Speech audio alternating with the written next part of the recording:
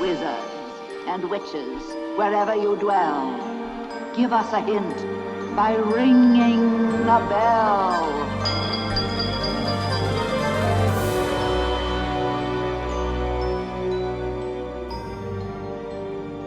Wind's in the east, mist coming in. Like something is brewing, about to begin.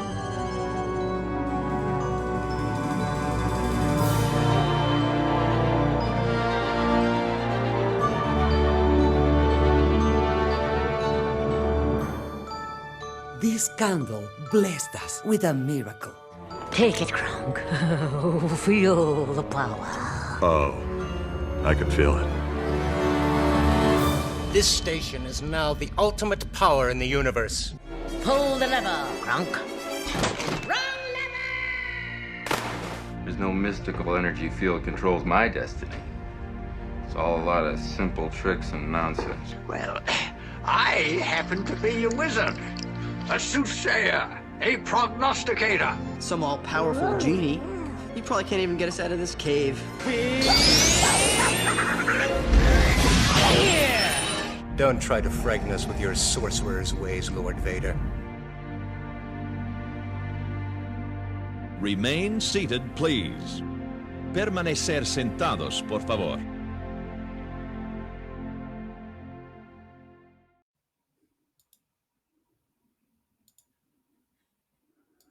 Hi, and welcome to the Discovered Magic Podcast. We're just a couple of wizards, sorcerers really, who have discovered the secret of magic, the magic of Disney. Whether you're a child or an adult, whether you go to ride attractions or eat the food, or even just people watch, like my co-host Steve here, he likes to watch you. He's always watching. Always watching. But don't worry about him, because now I'm going to share the secret. The secret is that magic is within you and how you perceive yourself and the world around you. Now sit back, relax, and let's discover the magic together. Steve's always watching. Oh, man. How's it going? Good. You? All right. Our very first podcast. Very first. Number one. Yeah. I need, wait. No, I'm not barfing. It's not like it's any different from the videos we've I know. It's our it's first just I had an embarrassing clip talking about you watching people. Yeah. Anyway. And welcome. I'm Morgan Freeman. You're listening to the Discovery Magic Podcast. I don't know how that sounded because I couldn't hear it. It's just crackly. All right, we won't use that. All right. But we wanted to talk about the podcast for a bit and kind of stuff that we're gonna do in it and why we started it. Do you want to go first? Sure. Why we started it? Why did we start this? You came up to me and you said, "Hey, you want to do a podcast?" And I was like, "Sure, I think that'd be fun." But I mean, it's because we were doing the other videos. Yeah, we were doing the Ride Thru videos. The Ride Thru videos, and we're always having conversations afterwards, and it kind of just made sense that this would be the next kind of step. Right. Longer conversations about more stuff, not just the ride. And our armchair imagineering and like so we have a couple features that we came up with. Maybe we'll have more. I don't know. Should we talk about it or should we just wait until we do them? Yeah, we'll just wait. We'll explain it on the way. Yeah. But the main thing is we wanted to, talk about Disney and current events, news, construction, stuff that we don't normally get to do. Yeah. It's nothing new, but it's new because we're doing it. So yeah, we're better. and now it's weird that we're doing it because none of us live close anymore. Yeah, and I mean, So, there's plenty of vloggers out there, yeah. like Dallin. He's in Colorado, I think. So Right. whenever he goes to Disney, he films like a bunch of videos and then or clips anyway. Yeah. Provost is in Utah. So yeah, I mean, us being well, I'm in Arizona. You're in what, Oregon, right? No, Idaho. Sorry.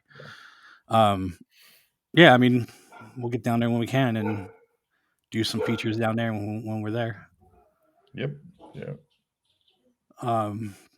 But getting to the first episode here, we have a guest. We hope to have a guest every time. Yeah. Hopefully, he hasn't fallen asleep yet. Yeah. We want to interview, people within our, I'd say industry, I guess, but like Disney vloggers or Disney fans or other podcasters, whatever. Right. And I think it's very fitting to have our first guest be our first guest because we're using every one of his videos and so are you. Yeah. Because he's the guy. He's the guy who makes all the low light videos. Yeah. Because he has an awesome camera, and hopefully we're going to talk about that. Yeah. So, without further ado, Mr. LMG Vids. Hello, how you doing? I almost fell asleep. Long intro. You're cutting out there a little bit. Am I cutting out? There you go. No, that was weird. That was weird. Yeah. My intro was so long, I almost fell asleep. I started closing my eyes, and Steve was like, "Oh, hopefully he hasn't fallen asleep." Because I see you in the corner. Then going like this. It's a podcast. It's allowed to have a long intro, and actually, it's actually short compared to some of them I've heard. So how's it going, Kris? Good. How's it going? I'm doing good so far. Just tired. Yeah. Working all day, Editing. Now, Kris, is that with a C or with a K? Both. What's official? What's official? I mean, if you want to be, if you want to plug my other channel, it's CH. But if you want to be my real name, it's also with a K. So I mean, Kris with a K. Kris with a K. That's your other channel, right? Yes. What do you talk about on that channel? I just talk about anything. I mean, I'm rotating around with the subjects now. I wanted to be about theme park analysis, but then I realized I want to talk about so many other things like history and events and things like. So I just thought I'm making a video I can't talk about just yet, but I'm making a video on that second channel. That's gonna come out probably on Sunday. So, cool. Mm-hmm. Okay. As in tomorrow or next Sunday? Tomorrow, Sunday. I forgot today's Saturday. Yeah. So why don't we start from the beginning? The day you were born. No, I was kidding. Yeah. What made you start YouTube? LMG Vids. Yeah. What made me start YouTube or LMG Vids? That's two different. Let's start with YouTube. Like what? YouTube? Like filming on YouTube, like having a channel, not just like watching. I don't know if that was your first channel or not. Yeah, no, that was not my first channel. No, I don't know why I started my first channel. I wanted to be a gaming channel, right? So both my first channel, which doesn't exist anymore, and then the current channel, LMG Vids, are both supposed to be gaming channels. So my first channel name, get this, it doesn't exist anymore, so you can't really find it. But it used to be called very easy to remember name. XPS3 Ublock 60 Wii. Very easy to remember. Very few numbers. Just very short, very to the point. Yeah. Very easy to remember, right? Once people subscribe, that's all that mattered. Exactly. Yeah. Very easy. Yeah. It's all about brand recognition. And when you throw in when you literally are trying to turn your name into a gachapon, the little thing you throw in when you're doing this little security thing. Yeah, I mean it's obviously a great way to get people to subscribe to your channel. Yeah, so that was the idea of that channel was a gaming, and I just never got around to doing it. I just posted like a couple Minecraft videos and stuff here and there. I posted how old were you when you started? That was back in 2010. So how many years was that ago? 13 years ago. So I was 11. Wow. Yeah, I was very young. Yeah. Very young. You're still Start. very young. Mm-hmm. Got to start when they're early. Well, for LMG Vids, I created it, right? And then, but then before with XPS3 U-Box 60 Wii, I didn't have an idea of where I wanted to go. So, but then later on, my friends and I started playing Call of Duty, and then we were like, we have to create a Call of Duty channel together. We can totally do that. It's easy. So then, what I loved doing in Call of Duty was playing with like the LMG gun. And then because I was running it, everyone was like, "You should just name it LMG Vids because you love using LMGs." I'm like, "That's genius." So I created it, and then nothing happened. We stopped playing Call of Duty, and about 2 to 3 months later, I went to Disneyland and I had a camera and I was like, oh, might as well just record a ride at Disneyland. So I recorded that, and then I just recorded here and there. And then as I was recording, I put it online. I saw other people's cameras footage, and I was like, this footage looks really bad. I bet I could do better, right? So then I tried to do better, and I was like, oh, that's how you do that. Oh, you could do this and do that and do that. And then I was like, oh, I'm about to do this. I need a better camera. So I got a better camera. Well, I'm gonna do that. So then, so the whole idea of that channel was just like, I like going to Disney. I like recording my my experiences all over the world, not just Disney. But then, like, I guess it just turned into kind of like I don't know. It was just like I went. I went to the parks, I recorded, and then I saw online that people were doing a bad job, and I was like, I could do better. That's literally what happened. Let it start. Yeah, that's still what I do today. When I see someone who posts a bad POV, I'm like, I could do better. So I go out and I just go out and just try to record a new one. So speaking of recording, you have an awesome camera that records picks up everything in the dark. Yeah. You want to talk about what camera you're using now? Yeah, so I use a A7S Mark III. It's right here. This camera is the camera I'm shooting it for now is my old A7S, the one I used a long time ago. But that one doesn't have autofocus. This current one I use has autofocus. And the reason why it's so good at low light is one, because the camera is built for low light, and but two, it's mostly because I'm doing all the work to bring out those colors and bring out the image. Like a lot of people, people have always contacted me and they go like, "Oh yeah, what camera do you use?" And then I used to tell them and take them to the steps on how to get the image to look how it looks. And a lot of times, what ends up happening is they're just like, "Oh, it's too much work. Oh, it's too much money." Or one time I literally went through the steps, right? So basically you need to record with the camera, you need to shoot in a certain format, you need to take it into a computer, and you need to edit in a certain way, you need to grade it, right? And then you need to edit it in a certain way. And then the guy, and at the end, once I finished the whole thing, the guy was like, "Oh, I have to do all this work just to do that?" I'm just like, "Yeah." And he's like, "Okay, I'm not interested anymore." I'm like, I literally spent like 3 days helping the dude, and he was like, "Yeah, I don't want to do it anymore." Yeah, so if you're wondering, that's the reason why I don't really tell people what camera I use anymore in the comment section. It's just like I tell people, and then they keep asking me, and a lot of times it just ends up like they're like, "Oh, sorry, it's too hard to do." And I'm just like, "Oh, what's the point of telling people?" I mean, but just like anything, you start, takes time to get to a certain level of efficiency, and I'm sure it becomes a lot easier for you these days because it's the same kind of process. It's I wouldn't say it is easier. It just takes like, instead of taking like half a day to grade something and to record and grade and edit and get everything just perfect, it takes me maybe like 3 hours per video. It's much faster now. Well, that's what I meant. I mean, like more efficient because you know what you're. Yeah, I know what I'm looking for. I know what I want. I use like not histograms. I use what's it called again? Adobe Premiere. You can check like the exposure levels much better, like easily. I think it is a histogram. Use the histograms to your advantage. You for the brightness levels to understand what you want. And then and I have a custom profile in my camera as well that I shoot with. So when I put it in my computer, it's much faster because like the reason why people shoot in the profile I shoot in is to have more artistic control. But what I'm shooting in that profile for is to get as much information as possible, so I can grade it down. And because every time I'm shooting, it's basically for the same thing. I can customize it in the profile, make it a little less bland, So then when I put it in my computer, it can be a lot faster. I grade. For me to grade. If that makes sense. Right. Mm-hmm.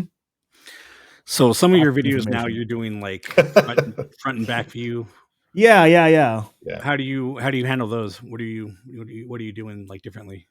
I just hold the camera. I don't know what's. No, I mean like you're not doing them at once. You're riding through a couple times. Oh, that's what you mean. So I ride it the first time, I go on the ride again, and I ride the back. The next time, you mean like when I do like front view and I do Yeah, like, and then the like back view like and then that? left Yeah, and right. Yeah.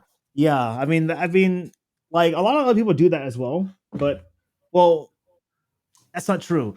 The reason why I started doing those, I know this isn't your question, but the reason why I started doing those was because people like 360 videos, but I've rented a bunch of 360 cameras. I've tried out Well, to see you if they remember work. mine, right? Yeah, and the So, problem with 360 cameras is that they don't look good, especially Yeah. in lower light situations. They look Yeah. terrible. It's So weird because it says 4K and it Oh, does not because look. it is doesn't look 4K. It's just Right. stretching the image to Yeah, 360. But the image sensor size and the ISO is not very good on them. No. Yeah. I mean, unless you're taking like the ones on top of Google cars and stuff. Those Oh, are those aren't that good because those are pictures, so they can get away with pictures. yeah, you're right. They're taking photos. Yeah. Mhm. Like for low light, you can just lower the shutter speed and then it'll work. But for video, you don't have that luxury. You got to keep your shutter speed high. That's the problem with video. Right. So let's talk about Disney. When's the first time you started going to Disney, like on your own?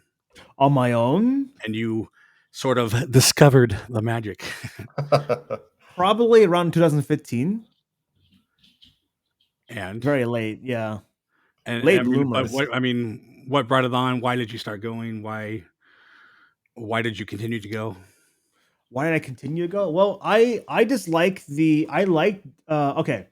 So I think to answer that question, it's best to answer like why I enjoy theme parks in the first place, right? So then like Disneyland isn't necessarily a park I overly enjoy because Disneyland isn't what I'm looking for in a theme park. What I'm looking for in a theme park is like something more akin to like Animal Kingdom and Tokyo Disney Sea. But then the reason why I like theme parks so much, and partially Disneyland has some of the elements of those parks, is because theme parks are kind of like adventure like 0.5. It's kind of like adventure light. So like how you can go to like a different country, you can adventure out there, you can go to you can travel across your country, international flight, go to Japan, go to London, go Antarctica, anywhere. You can go to these places, right? And when you go there, it's usually a lot of money, it's a lot of planning, a lot of headache, and a lot of all these things. And then like you can get lost, you can it's just a bunch of issues you have to deal with when you go traveling, right? Logistical issues, like traveling issues, headaches. So when you go to a theme park, usually you will go in and you'll pay, and you go in and you can experience the feeling of adventure straight up without all the headache of like trying to figure out where you're gonna go, getting scammed, getting food poisoning, all this different stuff. All those things are regulated. So like that's the reason why I come to enjoy theme parks. They're kind of like I can live out going into I can feel like I'm going on an adventure without actually like going through all the steps of going on an adventure, if that makes sense. So that's why I really enjoy theme parks a lot. Disneyland doesn't really capture that, but it's the closest thing I have in California. So I mean, it's like Yeah. So what is your favorite theme park? It's between Animal Kingdom and Tokyo Disney Sea. Oh, okay. Yeah. What do you like about Animal Kingdom? Because a lot of people are like that's like not their favorite, people say it's boring because they don't understand the point of a theme park, right? Because it's really strange to me because the idea of a theme park is theme. It's literally the name, just theme park, right? And when There's a people go difference to a between theme park and amusement park. yeah, so when people go to a theme park, they're like, "Oh, where are the rides? Oh, let's go on this ride, let's go on that ride." Right, That's not the right. idea of a theme park. I mean, rides are a part of a theme park, but what attractions are an extension of the theme, or more or less the land. So the land creates the theme, and then if you want to have a more like adventurous, more deep look into that land, you go on the ride. That's the idea of a theme park, right? So everything is integrated together. So a theme park focuses on storytelling, which can be broken, which can be further broken down into immersion, world building, and what's the last one? Immersion, world building, and there's one more I can't think of off the top of my head right now. But that's what theme parks are there for. So like people like I don't get it. I talk to some people in the Disney community and they're just like, oh, we need bigger throw rides, we need faster rides. I'm just like, that's not the point of a theme park. I mean, like, is the reason why I stopped going to Knott's Berry Farm and Six Flags. They're boring. Like, what's the point of going there? You just go there, you hear people scream. So I don't. It's it's not interesting to me. So that's why I like theme parks so much. That's why I enjoy Animal Kingdom. Animal Kingdom is one of the few parks in the world. Oh, I should say in America that puts like a heavy emphasis on theming. Right? They care about theming. They care about the storytelling. Like you can just not go on any rides at Animal Kingdom and just walk around the park the whole time, and you can still find new details. I know. I literally went back in like maybe the beginning of the year. No, sorry. Was it? Yeah, in January. I went in January, and I was exploring around, and I found things I didn't even know were there. Right. So like I found this little fountain you can stick your hand into. It's like this little like wavy fountain thing. Yeah. So like I'd never seen that before.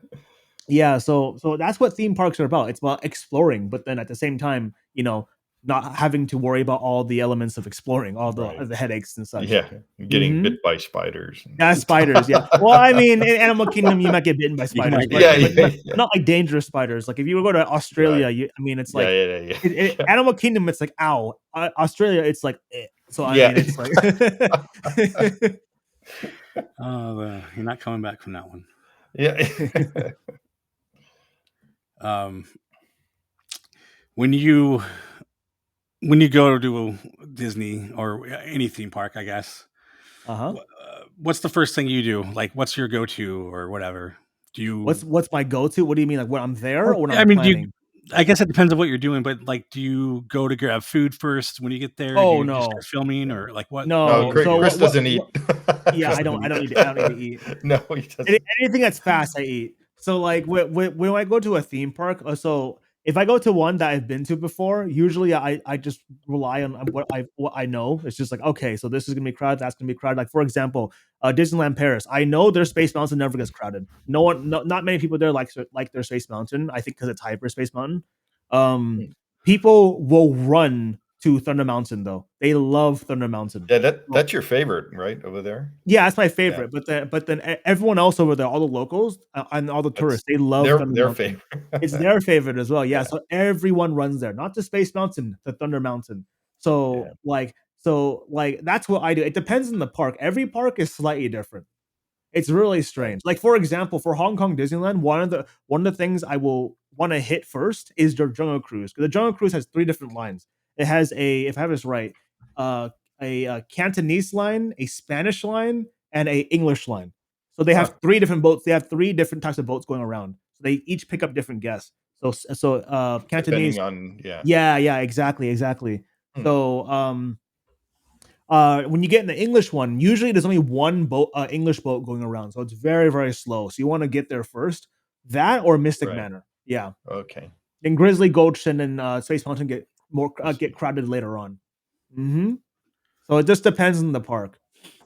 When it's a new park, I do research beforehand. Like for example, when I went to Shanghai Disneyland first, I was gonna say Shanghai. Yeah, I went to Shanghai Disneyland, the horrible park. I went to that terrible park that I literally wanted I literally just wanted to leave early from.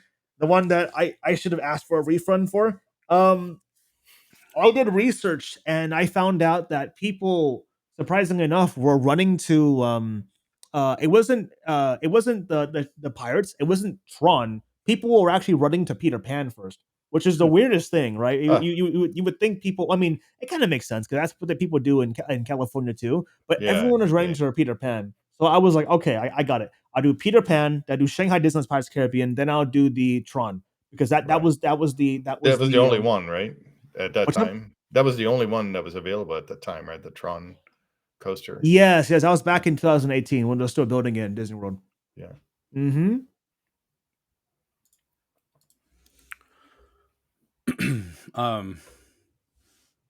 Sorry, reading my notes here. You're good. I know you're asking me these questions. I'm veering off the questions because No, it's doing good. fine. It's good. I mean, that's the whole point is to Yeah. get the conversation going. Where you take it is up to you. How many times have you done rope drop, or do you matter? Rope drop? I've done it too many times. I've done it multiple times at different parks. I've done it at like each park has a different culture for rope drop. Shanghai Disneyland is just regular. They don't even do a rope drop. It's just, oh hey, the park's open, walk in. Right. That's usually how it is for the Asian ones. It's just, hey, the park's open, come walk in. For Paris, they actually have a ribbon cutting event. They cut a ribbon before you to Every walk day? in. Every day. Wow. They don't actually cut it; it's Velcro, but then Yeah. they make it seem like they cut it. Right, Disneyland, you know how it works. It's just stand here. Yeah, we'll remove the rope. Go ahead, run. Same with Disney World. Hong Kong Disneyland, I've never seen it, so I can't say. Oh no, I did see it. No. Hong Kong Disneyland is very similar to Disneyland, but then there's no rope because people actually have the mental capacity to stand, behind the cast members. No, Yeah, I mean, we don't. Get out of my way. Yeah, see, when I go, I don't care about rope drop. Like, I'm not like, oh, I gotta go, first ride, whatever. I'm like, I'm Right. getting up like at 10 and like going there later, Yeah. So you would not make it in an Asian park, Jason. I'm telling you that right now. You would not make it. There are people. I literally went to Universal Studios Japan with my friends, and we got there 2 hours before the park opened, and there was already at least like 500 people there.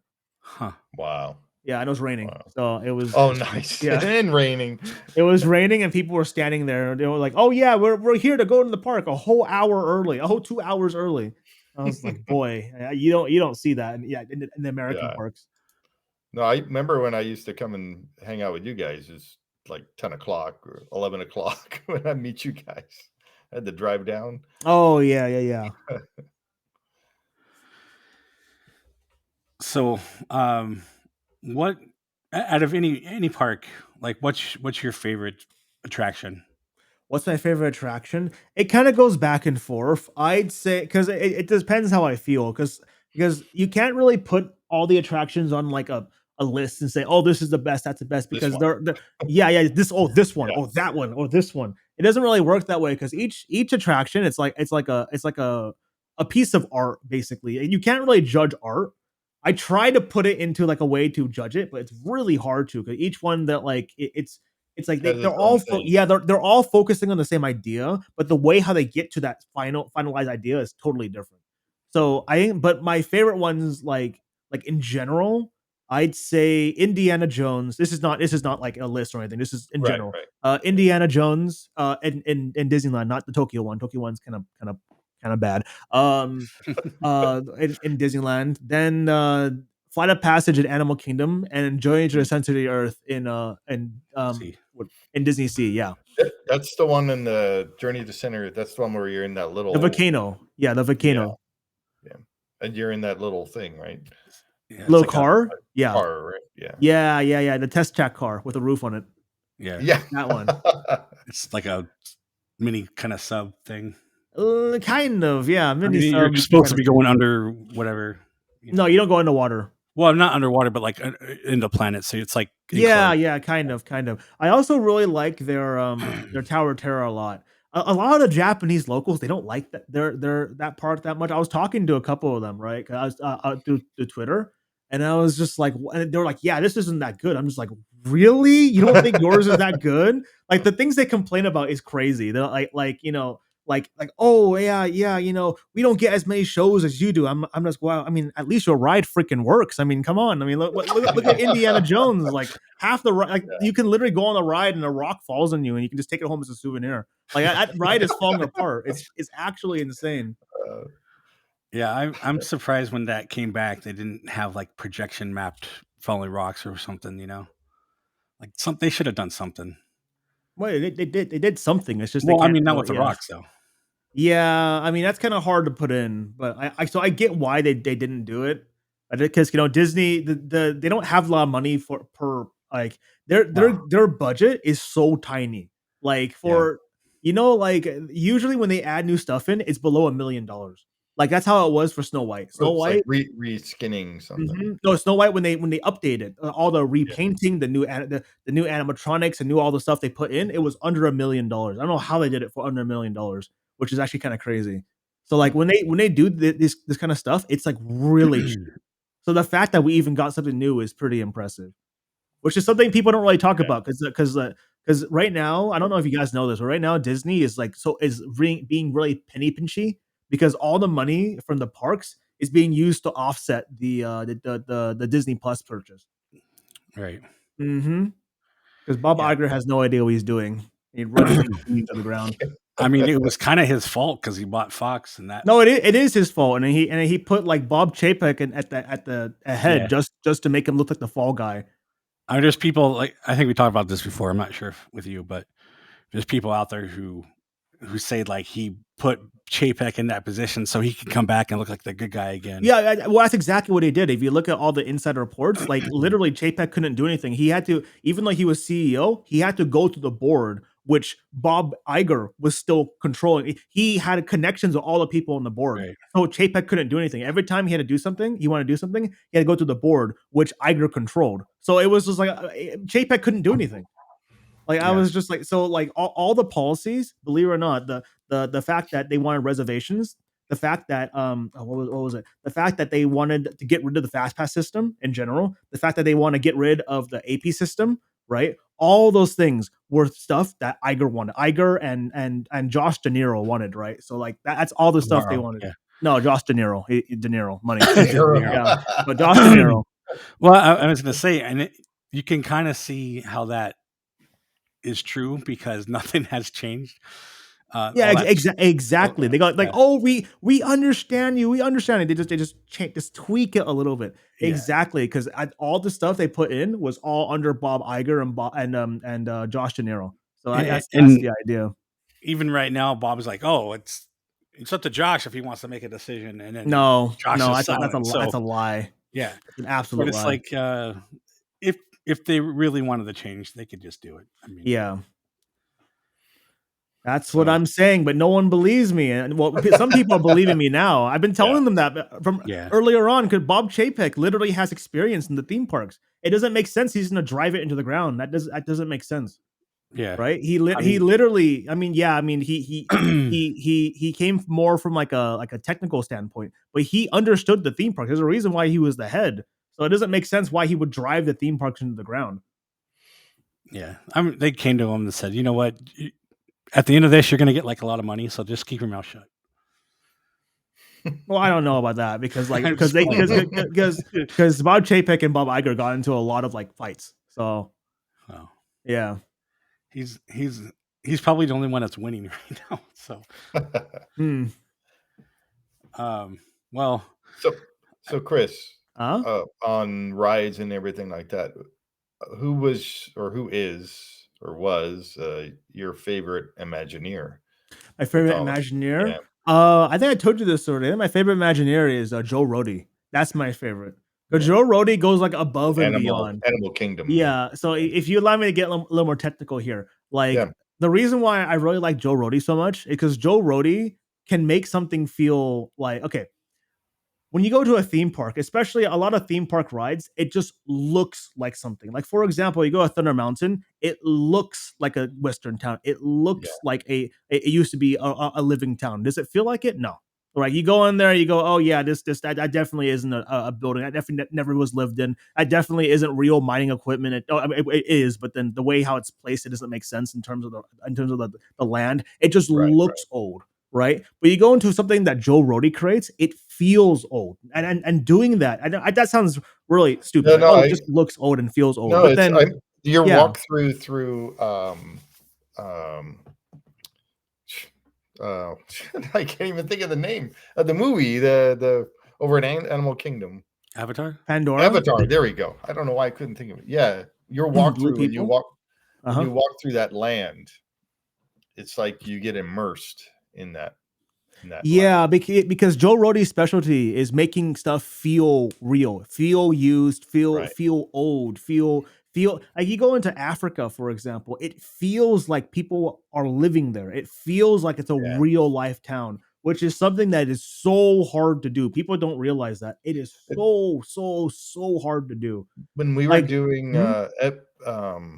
Expedition Everest, how everything just looked real. It felt like you were there. It felt like you were there. I think the best example is like you can there's a restroom right outside Expedition Everest. I remember looking for a restroom. I see a restroom. I see the building. I'm like, oh god, I don't want to go in there. It looks terrible. I've been into like restrooms before in Fiji, and like they're disgusting. They don't clean. There's like poop on the ground. It's sticky. You walk in there, and it's just like I don't want to go in there. That's disgusting. You walk in there, and I'm like, and it's all clean. I'm like, oh, that's right. I'm in a Disney park. I forgot about that. Yeah, exactly. So like it feels old. It feels disgusting, right? It gives you those feelings, right? And the problem with Joe Rohde's lands is that the only way you can really appreciate it is if you've seen those stuff before, because it's like directly linked to that. So I've seen a lot of the stuff that what the Imagineers are building the lands after, and to me, I see it and it immediately resonates in my head. Yeah, you a feel lot like of people who go to like, Disney I've parks, been there before. yeah, exactly.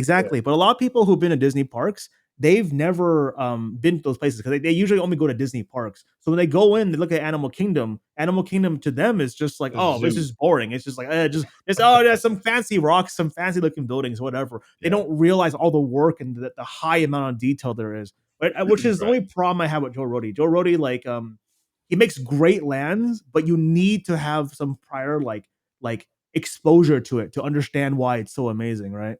Right. Mm-hmm. Yeah, well, they usually go out to the real area. They do. And, they do. Yeah, I mean, well, I mean, this is kind of a little off topic, but a lot of every time the Imagineers, well, at least in terms of Joe Rohde, every time Joe Rohde goes out and researches, he went to like I think it was an African village for Animal Kingdom, and the people there, they were like, you come for theme park, and then so like they know like these Imagineers do a lot of work, like even the people in like the indigenous people, right? So, yeah. Yeah, well, they also know that the theme park is going to buy authentic things from them as well. They do, yeah, they do. So, like, a lot of the stuff in the Adventureland are actually from Africa, I think. Yeah. Mm-hmm. That's why it's so expensive. Yeah. It's like $30 for this little tiki idol like this. Yeah, so I mean, we were going to ask like what your thoughts on Genie Plus, but I'm kind of guessing. I mean, no. My thoughts on Genie Plus. Okay, I don't like how Disney is handling Genie Plus right now. I think because it is incredibly smart, which is why I don't like it. Right? Because like no, because they're charging paying for something we used to get for free. No. I don't care about that. No, they're charging. They're charging just enough, but not. They're charging not enough. No, they're charging just enough to not discourage people from buying it. So this basically like I'd say like a good 90% of people, 80% of people who used to get Fast Pass are getting Genie Plus because they're like, oh, it's only $20. Yeah, because I remember Kris was saying they should make it like $200. They should make it like $200. Yeah, because get people buying it. Because the problem with the parks right now, the reason why, like for example, the reason why Indiana Jones everything is always off sync is because they're running more vehicles than they should. Because Genie Plus and Fast Pass are jamming up the system, so they have to run more vehicles than the ride was originally designed for. Yeah, exactly. I'm sorry, Lightning Lane. They have to run the ride at higher capacity, and the ride wasn't designed for the higher capacity.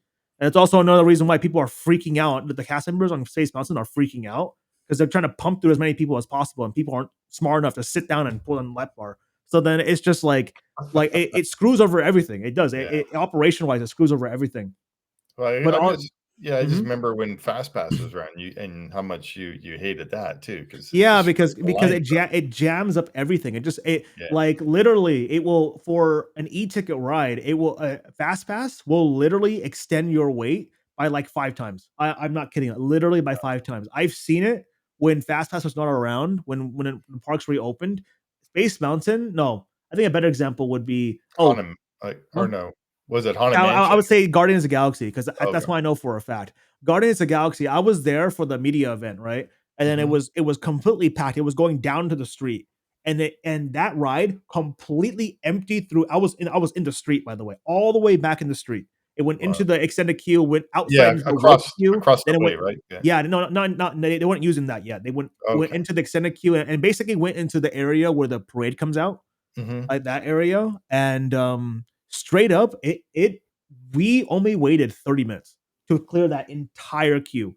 With Fast Pass, if you are standing, even if you're in that if you go out into the extended area, not into the rope queue, just the extended area where the plants are, just even halfway, that's like over an hour, like an hour and 30 minutes, because Fast Pass slows down everything. Now, because cast members have multiple systems. They have a three light system. I think it's green, yellow, red. I forget exactly what green and yellow are, but red is 1 to 10. So for every 10 Fast Pass that goes in, you let in one standby. Right, standby. Yeah. That's the system they use for a majority of e-tickets. That's why it's like, I think it's so terrible. Just charge more so less people can use it. People don't understand that though. People are like, oh, it has to be free. No, if it's free, it makes it worse. They want you to stay longer in the parks. Fast Pass keeps people in the parks longer, which is why I hate it. So Genie Plus is literally the same thing as Fast Pass. It's just charging for it. That's all it is. If they make it more expensive, then less people will use it, and when less people use it, the lines will be faster. But then they will never do that because it makes them less money. People will stay in the parks less, right? That's the problem with it. That's my rant for today. Yeah. My rant is the virtual queue, because like, especially for me trying to get on to Rise of the Resistance, like it took me over a year because I don't get down there as much. And when I was down there, I never got on a queue. My thing with that is like, people who have been on it before should be pushed back to the end of the line, but they don't do that. Nope. So like regulars like Dave, Fresh Baked, or you, even like, you guys get on all the time because you're there, but everyone else, and like Adam the Woo was just talking about this at Disney World because he couldn't get on to Tron, and he actually had to buy Genie Plus to get on. So, yep. Well, yeah, that's the reason why they have virtual queue. Virtual queue makes them more money too. Yeah, I'm fine with it. They just need to push people who've already been on it to the back of the line. That's I'm okay with that. It's just, for me, virtual queue is also it's just as evil as Fast Pass, because it makes people believe, oh, I have a possibility to get on this ride. That's fine. That's great. But in reality, what it's doing is it's pushing those people in who are waiting for that ride to go to other rides, which crowds the park even more. So that people are trying to get into the park because you have to be in the park to make a virtual queue. So the park gets more crowded, and then people who are waiting for the virtual queue have to stay in the park. So then they go on another ride. It makes that ride more crowded. And then people who can't get it, they're like, oh, I can't get it, I might as well buy a Genie Plus. So it makes them a lot more money. Which is another reason why they're never gonna get rid of it. That's why they always have a virtual queue system every time a ride opens now. It makes them money. That's the reason why. Right. Mm-hmm. But that's the reason why I hate it. It's just like, oh my gosh, it's terrible. It makes the park experience so much worse. They nickel and dime you, and then everything slows down. It puts more pressure on the cast members. It makes the lands more crowded. But no, it makes them more money, so they want it. Yeah. All right. So, do you have a special like memory, like just something that like happened, or something cool or something in any of the theme parks that your shoe blew out? Or...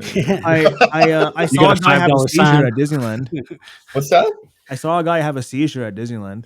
Oh, well, that's not good. Yeah, it's not good. No. Was he on a ride or? No, we were just walking to downtown Disney. He just fell over and started shaking on the floor. I was like, oh god. And then cast members like surrounded him. Yeah, that's scary. Mm-hmm. A special memory. I guess the most special one I've had is just like, meeting with my international friends. Like, we go to the theme parks together, we have fun together, because I think when I go to the theme parks with my international friends, you have fun with them. And it's also like you learn all like the different stuff about them, and also about the theme parks, right? Because like I was talking to you're like the tour guide. The tour guide. Who's the tour guide?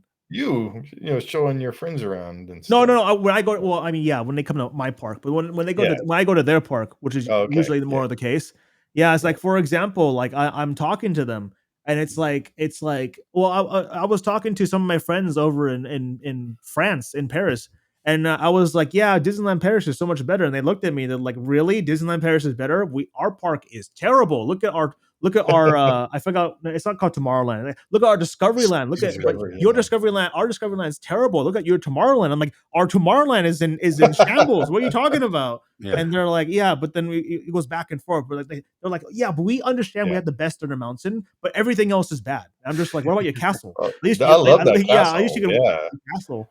Right. So like you realize that there's multiple perspectives, right? Same with Tokyo Disney Sea. When I was in Tokyo Disney Sea, I met like two Japanese women, two girls. And I also met like a guy from Europe, and we had a conversation together about like how you know what we all thought about the theme parks. And I told them, oh, Tokyo Disney Sea is the best, and they looked at me and they're like, really? Disneyland in California is the best. And I'm just like, what? What are you talking about? No, this is so much better. So it's like the grass is always greener on the other side. That's what you learn. So I think that's the most interesting thing I learned from like going to the theme parks. I think my most special memory, I guess you can say too, it's just going around and talking to the locals and stuff, because you learn so much. It's just like, you know, you think when someone has the best thing over there that they will appreciate it, but in reality, they're looking back at your thing and they're going, oh, you know, that thing is way better than ours. It's so much also better. like they've been to theirs more often, and then they want. Yeah, that's also the thing too. You don't realize that exactly. Yeah. Yeah. So I want to get off the Disney topic here for a little bit.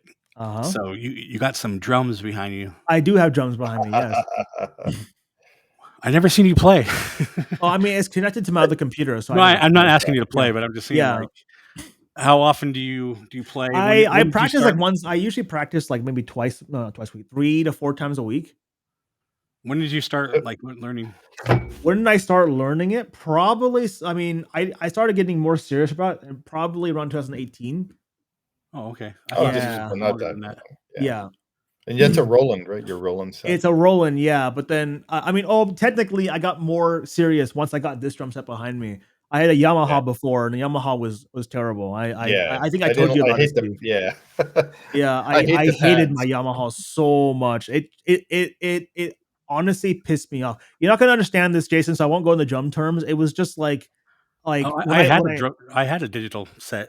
Oh, you did? Okay. I could not play it. But for your audience, I won't go into too much details. But basically, when I would hit some pads, it wouldn't trigger. It wouldn't play the sound. When I close my hi hat, which is the I can't. Yeah, the symbol to go. Yeah, that one. When I hit my hi hat, sometimes it would think it's open. Sometimes, like when I open it, it would think it's closed. And it was just like I can't believe this. This is stupid. That's why which shoot, I forgot what it's called. The control.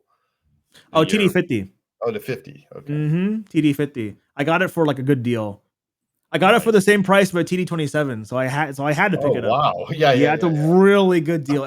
That's like how can I explain that in theme parks term? That's like going to Disneyland and trying to buy like the top tier pass, and then coming out, and then they're like, oh, you can buy a top tier pass for you can buy the Dream for the I can't remember the park. I basically bought it for like 50% off, right? It was 50% off, right? That's a really good deal. Yeah. So and you have the mesh pads, right? I do. Oh, that's Roland's specialty. Yeah. Well, yeah. What do you do with the drums? No, I mean, but what are you doing with them? Like, are you wanting to start a band? Like, no, I mean, I play with some of my friends sometimes. We don't really do much. We play some music together. We jam a bit. And that's kind of it. And what kind of music do you play? It's anything we like. They like pop. I like rock. So it's like whatever. Do you ever play any jazz on there? No, jazz is too hard to play. Yeah. Jazz is very hard. Yeah.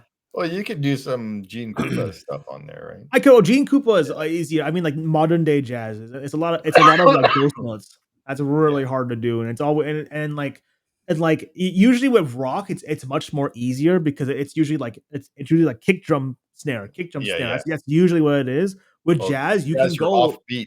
yeah, you can go off beat and you can go whole like measures without even using a snare or using like a kick drum, right? So it's just like it can really throw you off But if you're it's not. fun. Yeah, it is fun. Yeah. So when you're jamming, you're playing your own stuff, right? You're not just like doing. Oh yeah, I don't make my own music. I don't like making music. Huh. Okay. So Jason plays guitar. I play Yeah. drums as well. Mm-hmm. So we like to try to, make our own music every now and Yeah. then. Yeah. Okay. But Yeah, so I you even play write along. and I try Yeah, to sing, but Jason writes and whatever. stuff. So Yeah. No, I am always like.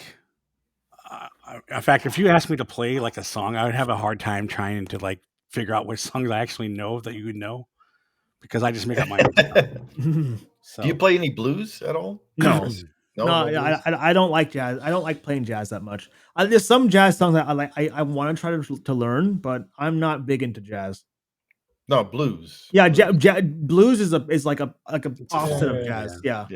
Well, like Stevie Ray Vaughan stuff. Yeah. It's like a subsection of it's like saying like metal is kind of like a subsection of rock, right? Rock, Like it's like an extreme that's kind of what blues are. Yeah, blues is like a subsection of jazz. Well, blues you drink. People aren't gonna like me saying that, but it is true. Blues is blues. You drink beer, jazz. You drink wine. Yeah, true. Yeah.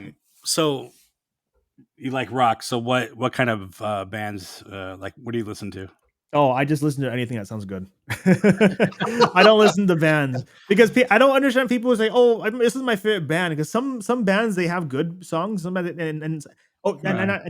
some bands they have like really good songs, and then those same bands can make a really bad song. So I don't like listening to their song. And worst of all, some bands they only have one like personality to them. So when you listen to like all their like for example the band that makes Through the Fire and Flames, all their songs sound exactly the same, right? So like I like Through the Fire and Flames, but I can't listen to anything else because it's just Through the Fire and Flames with different lyrics. That's all really Dragon Force, yeah. And that's how a lot of bands are, right? So like they have a personality, and a lot of their songs they kind of just feel exactly the same. Not all bands are like that. But that's the reason why I just listen to whatever is good. So like if this is good, I'll listen to it. If that's good, I don't care if I don't care about the brand name, It's just if it's good, it's good, right? Mm-hmm. That's kind of like my life motto. If it's good, it's good. It doesn't matter. I don't care. Yeah. So with music, what would be like in Disney music? What would my music like I like in Disney? Yeah, like a ride or theme music or what theme music do I like? Is that what your question? Yeah, something like that. Yeah. I don't know. It's all over the place. I like a lot of Animal Kingdom music. The music they play in Tokyo Disney Sea. Obviously, those two things are my favorite. Yeah. I also like the Tomorrowland music. I know it's just all over the place. I can't really say like, oh, I like this. Yeah. It's like spotty. It's very all over the place. Like I like standing next to the Jungle Cruise queue because they play a lot of the jazz, exactly, like jazzy music. Yeah, old 40s. So it is jazz, but it's like big band music. I like that. Yeah. Yeah, big band music and swing and swing. Yeah, which is also another offset of jazz. But yeah, so it's like big band and swing. That cue is a lot of fun when it is. Yeah, it is. When there's not a bunch of screaming kids, it is. Yes. Yeah. Okay. Do you play any other instruments? No. My parents never liked my parents never liked like playing instruments ever, so they never encouraged me to play instruments. So how did you get into the drums? Yeah, I was gonna say, did they encourage you to make drums? Like, yeah. Well, I mean, I always liked playing like rhythm games, and one of the rhythm games I liked playing was like Rock Hero, right? No, I'm sorry. Guitar. No, Rock Band. Yeah. Right. So Rock Band had a feature where you could buy a drum, like a little. Yeah, I had that. Yeah, you can play that. So I always liked doing that, and then it just kind of grew from that. That was the idea. So speaking of games, yes, what are you playing right now? I don't really play anything. Yeah, you do. What I play? You got Railroads Online. I only play with you guys though. I don't play. I don't play. Yeah, Well, I what don't about play anything Call of myself. Duty? Literally, I don't. played Yeah, I don't. Invasion I only play together, when huh? you play, Steve. Like literally, I'm like I've downgraded. I've sold my gamer status. I'm a mobile gamer. That's all I do now. Well, what do you play mobilely? I play like I play like Mortal? one game. I play like one anime game from like I played back from when I was like in high school, not high school, college. That's the Wait, only is thing that I play. game you showed me? Which one? I forgot what it's called, but you showed when you were when we were on Discord. You were showing that game. Not too sure. I It could be, yeah, maybe. Yeah. Not too sure. I forgot the name of it. Yes. But in general, I don't play that many games. Yeah, Okay. I just Well, when we get on playing Red Dead Redemption 2, then you'll have to. yeah, I had to add it to my list. Yes. Yeah. But in general, I don't really play games. He was a gamer. Now he's not. Yeah, I used to play Call of Duty a lot. I used to play Skyrim as well. Oh yeah, yeah. Then I used to play like platform games and rhythm games, but I don't really play any right now. What about like Destiny and stuff like that? No. I like games that I can break. So I love playing like I have 500 hours. Fight Slip Simulator. Well, that's I don't play that. I only play what other people play, but no one plays with me, so I don't play it. I used to play Planet Coaster a lot. I have 500 hours in Planet Coaster. That's Jason. Yeah. Jason. Well, Yeah. I only did it for that opening, and like I haven't played it since. Really. Oh my gosh. I wasn't really playing. I was just making a ridiculously long coaster. But in Planet Coaster, what I love doing is Disneyfying the theme park. Not in the way you might be thinking, not like, oh, let's add theme, let's add colorful stuff. No, I just like to rip off people. So when I go in that park, like I make the park to enter free. And then I go, okay, I'll have some nice little rides in front. And then, all the big rides in the back. But the way to get back there is to pay $20 to go on this train just to cross a little like pathway. So it's just a little circle like that. And it goes over, and then you have to use the train to go in and go out. Then funny. Usually I know people, they only have like $200 to them. So they use the train plus the ride to add on money. So you put a what do you call it? ATM there right in front, but you make the ATM $5. So a lot of times they don't have enough money to do it, and then you make them. And I put another ATM out across the park. So they have to walk across the park. Can you imagine if Kris had a real theme park? Yeah, you have to walk across the park and past all the food vendors. So they're also like encouraged to buy food, and then they have to go up to the ATM, which is free. They use the ATM. They walk back past all the food. And once they pass all the food and pass the restrooms that cost money, they get back to the train. By the time they get back there, they don't have enough money as well because they spent money on the food. So it's just like that. That's what I do. So yeah. So it's be careful with that paid restaurant because when they run out of money, it's going to look like those real towns that you're talking about that Joe already visits. Poop on the ground. That's what I meant. Hey, speaking of games, Jason's got a game. I'm going to play a little opening.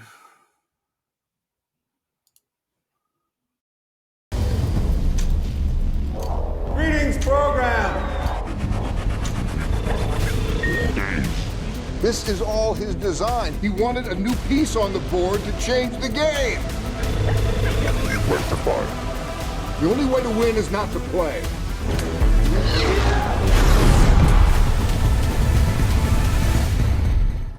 Enjoy the drink. What is that? Little game we call BrewSky Rectify. Uh-huh. So basically it's blue skying an attraction. You know, figuring out what you can do better with one. Okay, sure. We'll do that. Blue sky, you know what that means? Yeah, of course. I know. I call it BrewSky. Mm. So people who are listening, grab your favorite drink, drink along with us, and we will play. We'll switch to this. Yeah, so I'm not in the way. So this is we're all gonna play here, but Kris, you will go first. I'll go first. And how long do I have to whatever you want. So, No. How long do I have to brainstorm to Blue Sky? Oh, you have no time at all. No time at all. I just have to immediately do it. And how, Yeah, and on how the much spot. stuff and how much stuff do I need to add? I just one thing. I mean, whatever you want to do. But this is rides or restaurants, actually. If you want to change food items too, thought I would throw that in there. Okay. Let's see what you get. More cabbage. More cabbage. More cabbage. Yeah, Alex would love that.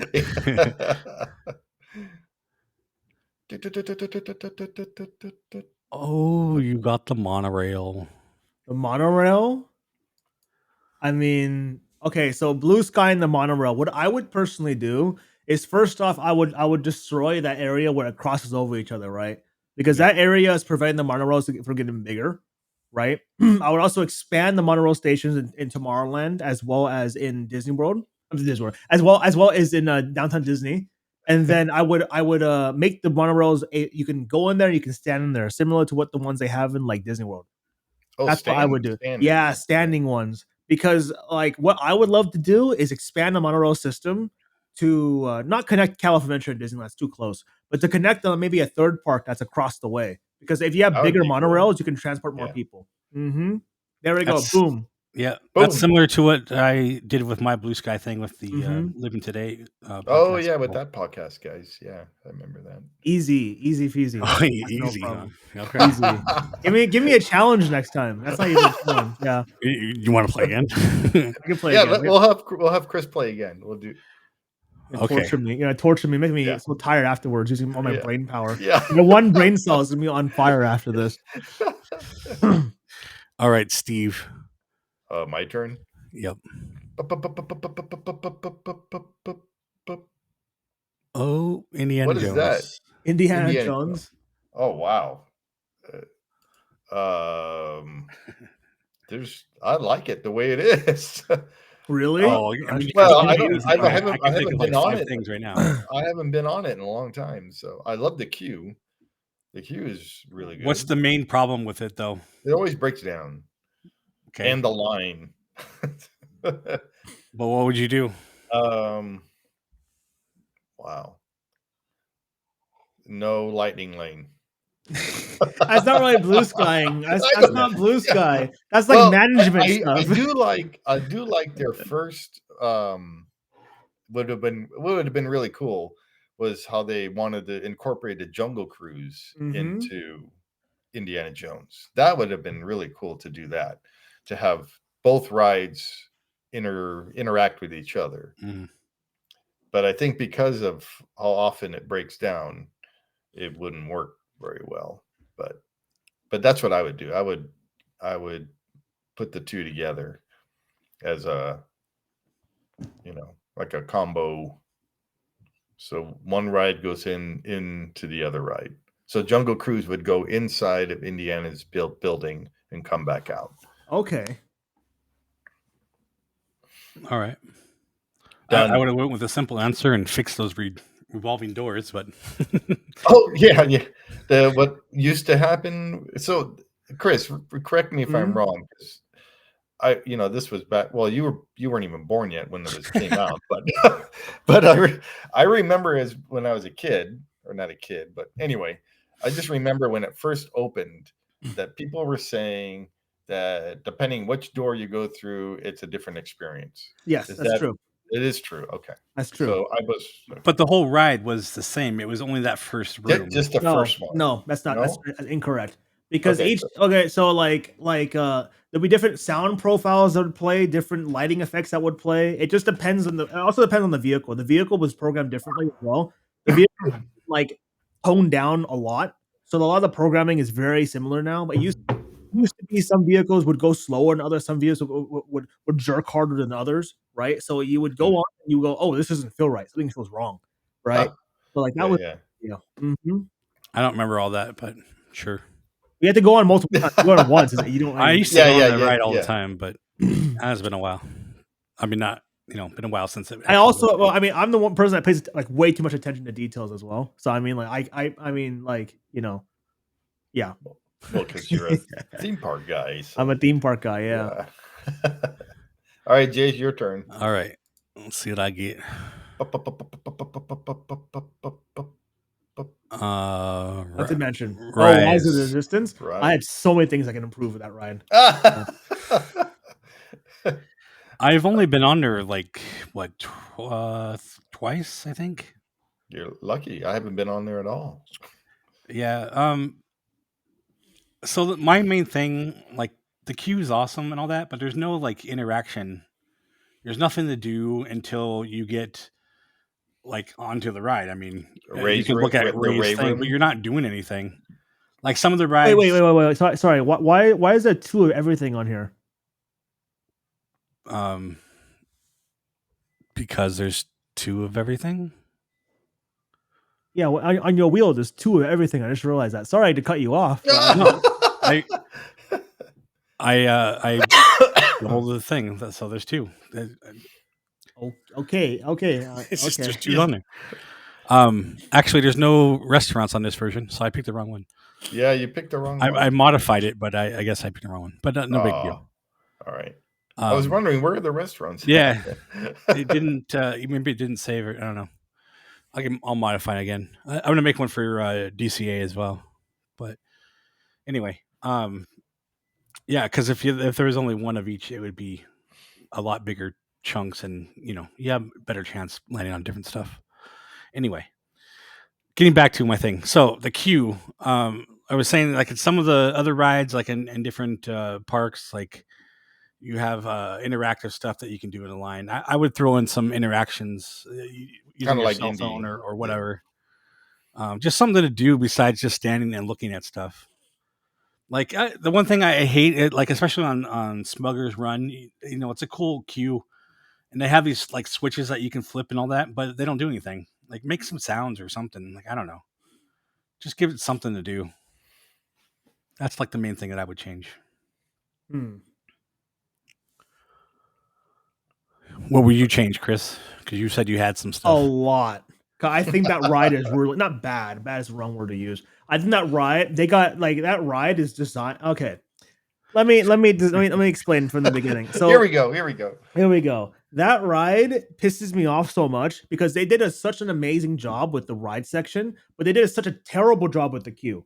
Right. So the idea of a queue is to essentially build the foundation of your story, right? And the story of that attraction is that you're lost in space. Not lost in space. You're on a Star Destroyer, right? And the First Order is trying to destroy you, and then the who is it? The Resistance are trying to save you, right? But then they give us no reason to fear the First Order. They give us no reason to care about the Resistance, right? So in the queue, you're standing in a tunnel. What's so fun about that tunnel? It's nothing. It's empty. Yeah. It's bland, right? So like.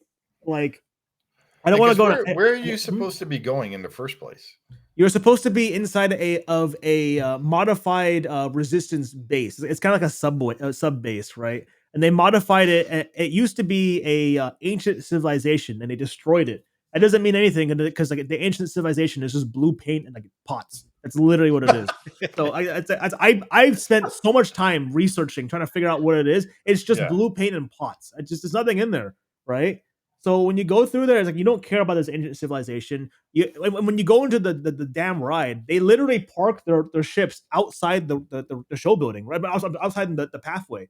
So you hear when you're in the city, right? You hear TIE fighters flying over. They sent like spies to walk around in the city. You see the First Order is there. So you know, like, oh, First Order is there. They mean business. And then Resistance is like, okay, they're here. They're scary. Let's just park our ships outside our base. Like this is right outside. There's no problem. In the storyline, it's like a farther distance. Like it's a far distance, but it doesn't matter because it's on the same planet. You have TIE fighters flying over. Like obviously they're gonna find you if they're looking for you. They know you're there. It's a neutral planet, so but one of them have like control, I guess. But still, it doesn't make sense. Like they're so afraid. Oh, we have to hide the resistance base. Don't tell anybody about the resistance base. But no, it doesn't matter. We're gonna park our ships outside. Who cares? And it's just like I don't get it, right? So like they don't give us a reason to care about the resistance. The resistance is stupid, right? They don't give us any reason to care about Rey. You go, I'm Rey. Okay, so what? right? Yeah, So like yeah. they expect you to watch the movies beforehand to go on this ride, which is not how you Oh, build a right, right, theme right, park. right. That's one of the worst ways to build a theme park. That's what a lot of Imagineers say. It's one of the Well, worst ways to build a theme park. I You mean build it. that wasn't supposed to be, just Ray. There was supposed to be all kinds of characters, like Yeah, but then it's only Ray in that ride. You see Ray once, and you see the Finn twice, right? Yeah. So that's the problem. Like you don't have any reason to care about any of these characters, right? They don't give you there's no you have the pre-show. The pre-show doesn't make you care. You have the queue doesn't make you care, right? And then like you go to the first order, there's no reason to fear the first order, right? There's nothing it's like the whole ride just feels so kind of like It's exactly what you just said. It's a ride. It's a ride. People say it's an experience. It's not an yeah. experience. It's a ride. It's just like everything just feels kind of just like it just, that happened. That happened. Nothing feels like, it really is tight, is together. Oh, what was that? Whoa. Yeah. I heard that too. I wonder if that's what like the Galactic Star Cruiser, like is it actually like immersive, or do you not care about the characters and you're just like, whatever, dude? I don't. Well, I mean that's about role playing, so that's different. You have to Well, role play. I know that, but like if I'm there and like I'm in character, like I can break out, whatever. I'm not a cast member. Like of course. Don't tell me what to do. Like I'm just. Well, I mean that's your problem at that point. I think right, that but ride, I'm just saying, like, do is, their stories like make me care and not want to do that? Well, I never experienced for myself, so I can't really say if it doesn't make me care, right? But I'm just That's saying, kind of hard to lately, say. yeah. Well, lately Disney's not making me care. I guess. Oh yeah, I see. Well, I mean, my problem is more with like the creative side. That with Rise of Resistance, I think they could have done the queue so much better because they give me no reason to care about what's happening. They give me no reason to fear the First Order. They give me no reason to have any faith in the Resistance. They give me no reason to care about Finn. No reason to care about anything. I'm just there seeing stuff happen. It's just explosions. Yeah. Right. I'm just like, okay. This room looks cool, but I mean, does it mean anything to me? Not really. Yeah. Like, right. So like, that's the problem I have at Rise. It made a great ride experience, but the ride experience means nothing. It's just like it's kind of like with with Indiana Jones. Both of you guys have been to Indiana Jones. It's exactly the same with Indiana Jones. If you just rip out everything up into like the pre-show, everything is gone. You just walk into the room immediately, the pre-show, and you walk into the ride. That's exactly what happens. That's exactly what it feels like for Rise of Resistance. You rip out the personality of the ride. The ride is just a ride at that point. There's nothing to care about. Like the ancient temple, all the lore, all the things that go into the temple, all gone. The whole story. The whole story is gone. Yeah. That's why I feel about Rise. Rise is missing that personality because there's no story to it. There's no reason for me to care. Right. That's the problem, and it makes me so angry because it's just like you made you had the potential for like the best ride in the world, and you screw yourself over. So that ride pisses me off. I'm just like, you could have done so much better with it. I guess my solution and your solution could just tie in together and do interactive stuff where they tell you about interactive stuff. I mean, maybe it depends on how they do it. It's just maybe there's like a monitor and it's like, here, this is going on, and blah blah blah, whatever. Maybe it's hard because there's so many things that are wrong with the story. Like because again, they expect you to care to watch the movies. That's the biggest problem with that ride. Yeah. Well, I mean, at the end of the day, it is about the movies. So it is. But then, for example, you go into Indiana Jones, you go into Guardians of the Galaxy, even Mission Breakout. You go on those rides. You don't need to watch the movie to understand what's going on. The ride is still fun. You still understand, right? They explain everything you need to know in the pre-show, in the multiple pre-shows, and the line, and the queue. They explain it, and you still feel like you still understand what's going on. You don't, and it gives you context still. You can watch the movie, sure, but then you can still enjoy the ride itself without watching the movies, which is exactly how Disney used to do theme park rides. You can experience the theme park rides and also watch the movies, but those are two different experiences. Yeah, their experience will be better if you watch and ride them, but they're two separate things. That's the problem at Rise. Rise is dependent on the movies. If you don't watch the movies, the ride is bad. Mm-hmm. I mean, technically, Pirates doesn't have any storytelling in the queue. That's not okay. But Pirates is a different ride because Pirates, all the storytelling happens in the ride. It's true, but yeah, because like with Pirates of the Caribbean, it's kind of a more special ride. It's a special case because the storytelling happens in the cave. The cave is telling you the story of pirates, and it's more of an immersion ride. It's kind of what Navi Rail Journey is trying to do, right? It's like it's trying to immerse you in an element. It's a different kind of ride. It's not dependent on story. Rise is dependent on a story. That's a problem. When you're dependent on the story, you need to make sure your storytelling is like top notch. With pirates, you're not depending on the story, so it's a big difference. So it's like comparing like apples and I don't know cucumbers. It's a very very big difference. Yeah. So same with Haunted Mansion. Haunted Mansion doesn't necessarily have a story. It's depending on the environment. It's environmental storytelling. Same with Pirates. Rise is not environmental storytelling. They want you to care about the resistance. They want you to care about the First Order, but they don't give you a reason to. So it's a story issue. Does that kind of make sense? No, totally makes sense. Yeah. Mm-hmm. Hey, so Jace, that's my second rant of the day. Yep. Okay, you have one more left, and we're done. Okay, Jace. Yeah. You're calling this BrewSky Rectify, right? So what are we doing with the drinks? Well, I mean, because you told everybody to grab your drink. I was gonna have keywords that if we said we'd have to drink stuff. But I didn't get to that far yet. Okay. But we can just drink along. Just drink along at home. Drink along with us. Oh boy, this is the restaurant one as well. Okay. So this is my updated one, and they're only on there once, Chris. Okay, good. Because otherwise they would be like slivers, and you wouldn't even be able to read it. Yeah. All right, Chris is up. I'm up. Oh, hopefully I don't get a restaurant. I'm not good at restaurants. You never eat there. No, you got Galactic Grill. Galactic Grill. Galactic Grill. What's that one? Is that Galactic Grill the one in Tomorrowland? Yeah, where the has that stage that rises. Oh, that one. Okay, let me see. I don't have any time to think. I'm gonna do it really fast. Okay, so I think Galactic Grill, because it's Star Wars themed, it would fit a lot better if they actually put Star Wars stuff into there. Imagine it, instead of just walking into an open area, it just feels bland, just like a freaking restaurant and just an awning. Imagine if it was a fully constructed building. You walk into a building, kind of like what they did in Walt Disney World's Tomorrowland. You walk into a building, they have a stage show in there, but instead of just being bland, imagine if it was some kind of like Star Wars cafeteria. You walk in there and there's like a bunch of alien languages everywhere. The whole thing looks kind of run down, kind of like what they kind of did. There's like a subversion of what they did over in what was Galaxy's Edge, what that restaurant over there, like Docking Bay, whatever, Docking Bay 69, whatever it's called. So that's where we normally get. That's where we have So imagine it was kind of more like that, kind of like a cafeteria, a Star Wars cafeteria. I think it would have been a lot better. Right? Well, I mean, funny enough, there was supposed to be that restaurant in Galaxy's Edge. Oh yeah, exactly. I'm trying to make up for it in Tomorrowland now. So you see, right. I'm thinking 2 steps ahead. There used to be a lot more Star Wars stuff going on. They use that stage for like the Jedi training stuff and whatever. Oh yeah. But now it's just like sitting there abandoned. I mean, they use it for nighttime shows, but that's kind of it. I haven't seen anything going down there. I've seen a couple times. They don't raise the stage. It's just no, they do. It's raised. Yeah, they do. Yeah, it's just a little bit here and there, like a dance party thing. Yeah, dance party, Pixar dance party. Like just dance parties. Actually, you're right. That's all they do.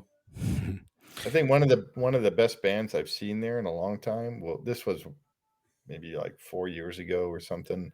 Was this band called Crimson Apple, and they were really good. I saw like a I think not. Was it Elton John? No, it wasn't Elton John. This impersonation band, right? And they were really good. Yeah, they were really good. I was really. I remember the Beatles one. That was back in like the 2018. That was a long time ago. That was really good. I was surprised. I was like, damn, that's actually pretty sick. They had the Beatles one there too. The Beatles. I forgot their name. Was it the Fab Five or the other one? Yeah, was it the Fab Five? It's one of those. It was the same. Well, no, never. I take that back. That was one of my sister's friends that played in that band. The Beach Boys band that was over at California Adventure. Yeah, I worked with a guy who was in one of the other Beatles cover bands. I forgot what they were called. Yeah, it was good when they played there at Tomorrowland stage. All right, Steve. All right, I'm next. And what did I get? You got Pinocchio. Pinocchio. Wow.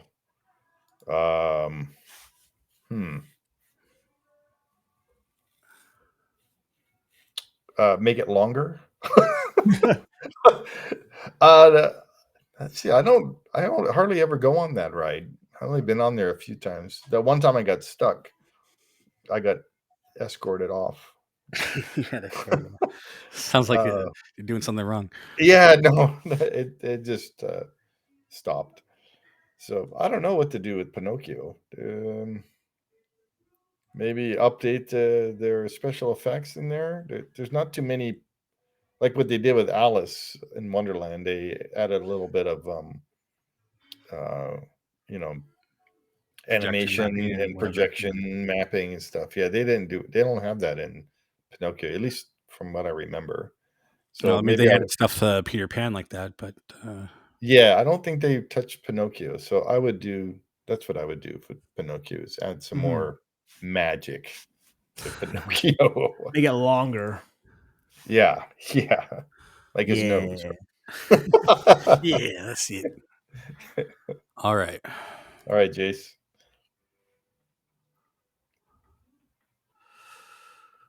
Oh man, what's that? I can't see it. Moments with Mr. Lincoln. Oh, nice. Oh no, they're actually doing some new stuff to it right now. So I mean, we don't really know what they're doing. It's just they just added a new that black dude in the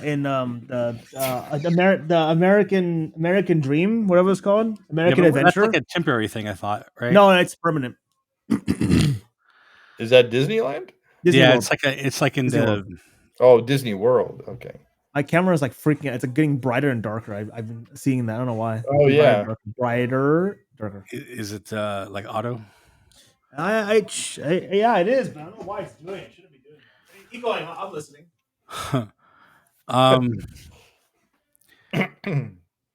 If possible, which I mean, someday I think it will be. It'd be cool to see him walking around. Abraham Lincoln. What's that? Yeah. Abraham Lincoln. Yeah, have him walk around the stage. You know. You know, the animatronic. Yeah, I mean, eventually it's going to happen. Be a new type of animatronic. There are like that. I'm sure you've seen the video with the walking little group they had. Yeah, they have robots. They don't walk very fast, but they have ones that can walk. Yeah, but okay. I mean, no, yeah, I know what you're going to say, but I'm just saying. I know we're not there yet, but that's what I would do. I would have them walk around, and I see, and kind of more talking to the audience rather than just kind of sitting down in a chair. Yeah. Well, he does stand up. Well, that's what I mean, but like he can actually go up to somebody and like maybe interact with someone in the audience, kind of like Crush, but it's like an actual. He'll walk up and then punch someone in the face. Yeah, no, that's the animatronic. that's what you get for splitting our nation. I think he did a better job. If we were not split like that, then things would have been a lot different. Mm-hmm. But yeah, okay, that's what I would do. At least we got a restaurant in there. Now we can drink. Now we can drink. I mean, we could play a game. Someone come up with a couple keywords, and if we say those, then so that's the thing. Is like I didn't want you guys to know the keywords, but then I know the keyword, so I don't know. But then you would know the first time you did it anyway, so I don't know. Gotta work on that, but still give a reason. I don't want it to be like a drinking game where people getting drunk. Like that's not what this is about. Just a fun little game, but maybe every time we drink, they have to drink too. So drink up. Yeah. And what are we drinking? I got coffee, and Kris has got water. Water, yes. I mean, you tell me, what am I drinking? Prune juice. It could be. It could be a mixture. It could not be. I don't know. Maybe it's both. Who knows? I'm guessing it's Coke Zero is what it is. You're close. Pepsi. Okay. Pepsi Zero or whatever that's called. It's Pepsi. Well, yeah. It used to be called Pepsi Max, but now it is Pepsi Zero Sugar. I guess they just figured why be different than Coke? We'll just name it exactly the same thing. All right. So, you got any more questions for you, Kris? I'm talking to Steve there. Nope. All right, we're done with you. Bye. Just kidding. Yeah.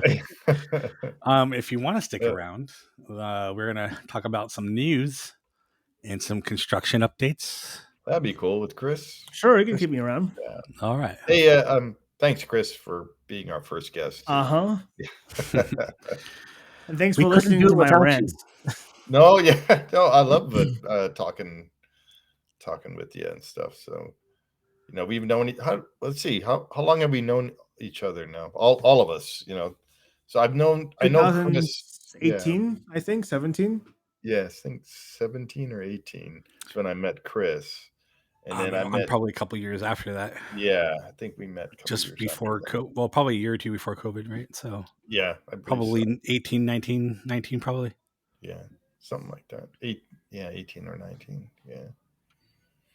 So I'm used to Kris's rants. So all right. All right. I'm all about branding, so I got an opening for everything. Although, that's right. Steve kind of jumped the game on the audio thing, so I missed that opening. Sorry, I forgot about that. It's fine. Next time. Let me shut some blinds real quick. That's fine. I'm going to play the openings. All right. When you're looking for the downtown Disney beat, all the way through down on Main Street, well, look no further for more input, because we're going down to Disney on foot. Oh, poor dude. Poor dude. So that's my little nod to Dylan over at Disney on foot. You mean offhand? Yeah, offhand Disney. Yeah. See, it's a joke. On foot Universal. Yeah. On foot, offhand. Yeah. Anyway, so our first what? We're a little behind in some of this news, but anyway. Yeah, I mean, we don't have to talk about everything, but I mean, it's our first show, so whatever. Yeah. But yeah, the first one, and I think it's probably one of the best things that come out of news recent weeks, I guess, is that Disney rehired Bruce Vaughn to head up, the co-head, I guess, Imagineering. He's been in with the company for like over 20 years prior to him leaving, which a lot of people say he left because of, not like other Imagineers not being happy with the way Disney is being ran, and like we were talking about how they have like no budget for doing stuff. So, and you were talking about Joe Rohde and Pandora, and actually Bruce is the one that was leading that team. So, hopefully this means that they're stepping in the right direction, at least with that. And maybe they brought him back on board because they have whatever new Avatar experience land, whatever's coming. Maybe we'll see. Yeah. So, I didn't want to get too much into everything else, but I think that's good enough for that part. But you want to go to the next one there with Iger? Yeah. And the $17 billion investment at Walt Disney World in the next 10 years. So, but what about Disneyland? There's no news about Disneyland, right? I mean, there hasn't been, so that's kind of weird. Yeah. Like, to look at something 10 years down the road and have a specific number in mind. I mean, they must be thinking about something with Disneyland. They got to have a budget for doing at least the Avatar and something else. I mean, they have Disney Forward somewhere in the back of their heads, so they got to have some kind of number. I hope that kind of gets, that goes through. Yeah, Disneyland Forward. Yes, something. But I think that has to first go through Anaheim. Disneyland Forward is it's more like an advertisement rather than like a concept art. That's a lot of people get wrong. Yeah, I mean, lately that's all we've been seeing for Disneyland. It's concept art here. Hey, here. Yeah. Here, this is what we're planning on doing. But Eastern Gateway. This is what we could do if Anaheim gave us permission. That's kind of what Disneyland Forward is. This is what we could do. Well, actually not, because we want to budget cut it to hell. But we could do this. Yeah. We're gonna put in all these rides over there, but now we're just gonna modify that one, and you get no people mover. Yeah. And then talking about the 13,000 additional jobs, and so and that's kind of weird too, because you're laying off 7,000, and now I guess the 7,000 is within Disney. The 13,000 could be infrastructure around whatever, but still, I mean, how are you laying off 7,000, but then you can support 13,000 other jobs? Seems a little off there. Yeah. 1 second.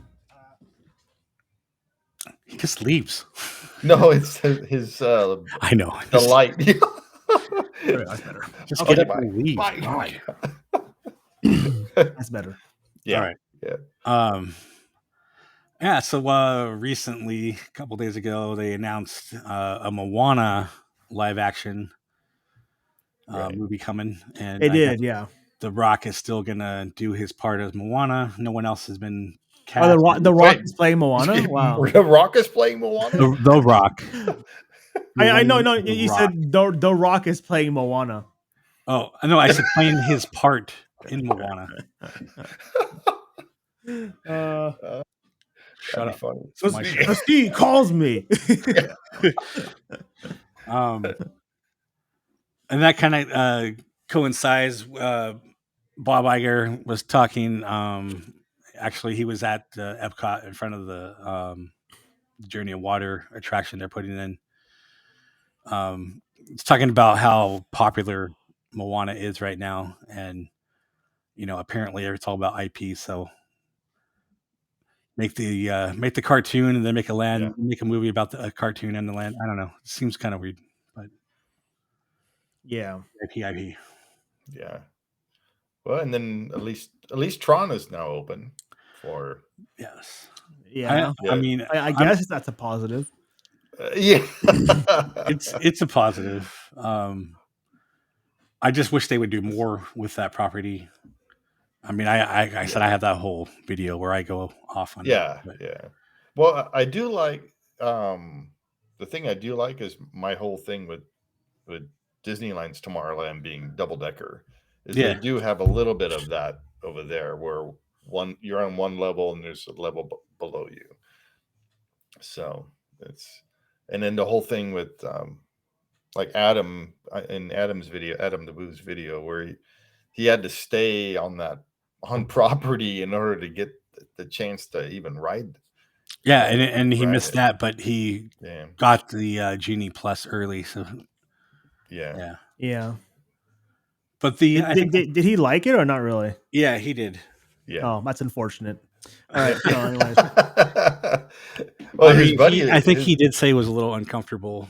It's awkward, I guess, how you sit on it. Which, I mean, even just looking at it, it looked awkward. You've been on it, right, Chris? I've been on it like 4 times. Yeah, 4 or 5 times. How did it feel to you? I was perfectly fine. I've been on other because that's not a unique ride restraint. You've been on the Flight of Passage. So that's Flight of Passage. It's more closer to Pony Express and Knott's Berry Farm. That's more of a better comparison. Okay. But I don't like it because it's just in general not a good ride, right? It's just not a good ride in general. But I think it's short. It's very short. It's like 30 seconds, 45 seconds. And it's very uncomfortable in the way that they because the ride building is so tiny, they have to constantly use these really harsh brakes in the ride. And every time they use the brake, your whole body slams forward and it hurts your chest. Oh, really? Yeah. Wow. I think they put bigger pads on the American version, but in the Chinese version, it was hard. It was like when you got off, it was hurting here. You just slam into the ride vehicle. Well, there's also like the disabled or whatever. But they don't let you sit in there unless you're disabled. So I mean, whatever. But I bet it's probably a better experience. It is, yeah. You're just sitting down, yeah. Yeah. It's just a lap bar like Big Thunder, right? Mm-hmm. Yeah, I don't get the whole gimmick of making it look like a light cycle. I mean, because that's the only thing that's going for the ride. That's literally the only thing. if you take it away, that ride it's just a boring. It's Nothing. basically like colorful gadget go coaster. That's literally what it is. That's all Gadget it is now Coaster, anyway. yeah. But you're telling me that it hurts. So to me, it's a Yeah, better ride system if you just do it in a regular cart. Well, that's what I'm saying. If you take away that ride restraint, it literally is just gadget go coaster with a launch. That's all it is. Yeah, well, it's all about the lights and making it look cool. But as I was going to say, the best thing that came out of this ride is the merch, because they have like, I finally got I haven't gotten it yet, but I got. You my weren't Tron born helmet yet, coming. Chris, when the That's Tron true. first came out. So. I saw everyone freaking out about the light disc. I'm like, why? It's just a glowing disc. I don't understand. That little frisbee. Yeah, a little frisbee. The frisbee it isn't a frisbee. Yeah. Yeah. Well, the original one is a frisbee. That's the one I wanted. I already have really? the other one, which Oh. has the. I mean, I had the original one when the movie came out, but the lighting in there is no different than the lighting in this one, and except you can change the color now. Okay, they have, that's like, cool. the crystals, just like the lightsabers do. But It's cool that I actually saw there's someone on YouTube that had the whole story about Tron, like the original Tron, and how they designed it and how they came up with the idea, or the guy. It's actually, I think, one guy that came up with the idea and how he presented it and everything. So. the whole story on how that got made, like it almost didn't, because right. Yeah, it was so different, and computer technology, the stuff they went through to how to get that done was amazing. I think the story was with ILM. Yeah, I don't remember. I watched it I think it was like last year or so. Yeah, it was from a while back. Anyway. All right. So the next thing, when ride comes in, one thing goes out. We spend a bunch of money on Harmonious, and now we're just gonna chuck it away. So that's being removed in Epcot. Do you know where those floats are going to go? Well, I don't think they said anything. I didn't find anything on that. So it seems to me like either they put it somewhere where it needs to be used, like in a place like in the middle of a lake or whatever that is not part of a park, somewhere we can attract more attention that way and have a nighttime show, or sell it to someone else who can actually use it in their property. Yeah, but you've seen the show, right, Chris? I have. Yeah, I have. Yeah, you recorded. They show it. I've seen some photos where they're dismantling some parts, but they have to do that to ship it anyway. But I hope they don't just dismantle everything and reuse stuff to make other things or whatever. Right. Just sell it as is, or keep, like I said, use it somewhere else. Because in the right place, I think it would do good. It's just what it replaced in Epcot just wasn't right. So, but like I said, if you put it in place, especially somewhere where it doesn't currently have something, it'd probably be a decent show. And you don't need all the fireworks and stuff to go with that. You can just kind of do like a world color kind of thing. Or aren't they doing a new? Well, they have like a show. I mean, to go along with that, though. Oh, to go if they were to go somewhere else, but yeah, right. They're bringing back kind of what they had before, but in a different format, I guess. Yeah. And then in the Disney blog, how they had the passing of Alice Davis, which was sad, and with the news about her, but they didn't have anything about Rolly Crump, so that was kind of unless it's coming this month. Right. I mean, I looked yesterday and I didn't see anything. Maybe because maybe they had a typo and they just forgot to, maybe they had a typo and forgot to put his name in. I mean, they've been doing that lately. So I mean, they had a whole bunch of typos and stuff. The Alice Davis one is what, last month or whatever. I think it was in February.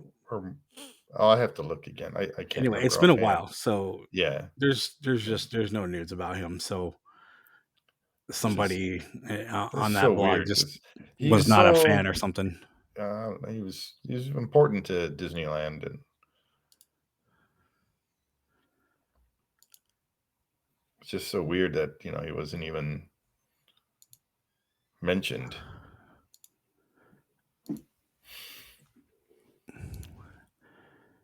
Yeah. So we try to pull up our doc here.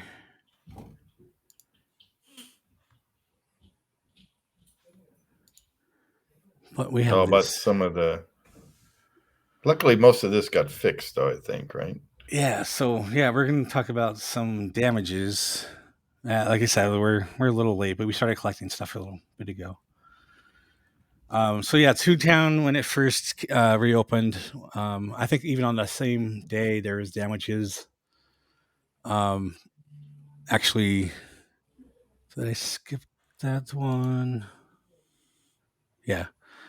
So the tree here had some paint peeling off and the light pole. I think that happened like the same day. Which kind of is weird. I mean, for Imagineering to paint stuff and have it come off like that, it seems like he, it's like, well, I mean, I know how you. I've never, I've seen it, but it was like maybe years after that you see the wear and tear. But the way the paint is peeling off, it looks like they didn't like scruff up the area for the paint to stick or something, you know? Right. It's just weird. Or either that or they painted like the day before and then it just peeled off. It didn't have time to cure. Yeah, that's just it's wrong. The way it's coming off and peeling off like in big chunks, it's definitely not sticking to it. So yeah, to me, it's not so much as the kids that were climbing on it, or I mean, I don't know how the lamppost there got off. The one on the route.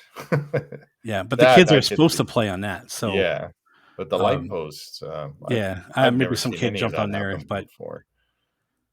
I don't blame the kids on this. This is totally bad painting job. Have you seen anything lately, Kris? Going through there? I mean, all I know is that people they rip apart the salt and pepper shakers from the queue. Oh, really? I was there for like the preview the preview before they opened up.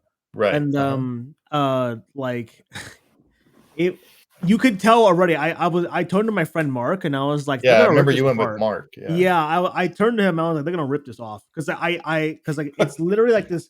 It's like this, and it just sits on the counter like that. I'm just like, that's perfect for someone to bump their hand on and just go boom like that, rip it off. Well, they also removed some of those giant gumballs, which were just kind of screwed in. Yeah. They removed those too. Because when you design a queue, you don't want anything that's grabbable. You have anything that's grabbable, people just gonna rip it off. So, they think it's interactive. Yeah, I mean, it is interactive to an extent. It's just one time interactive. Yeah.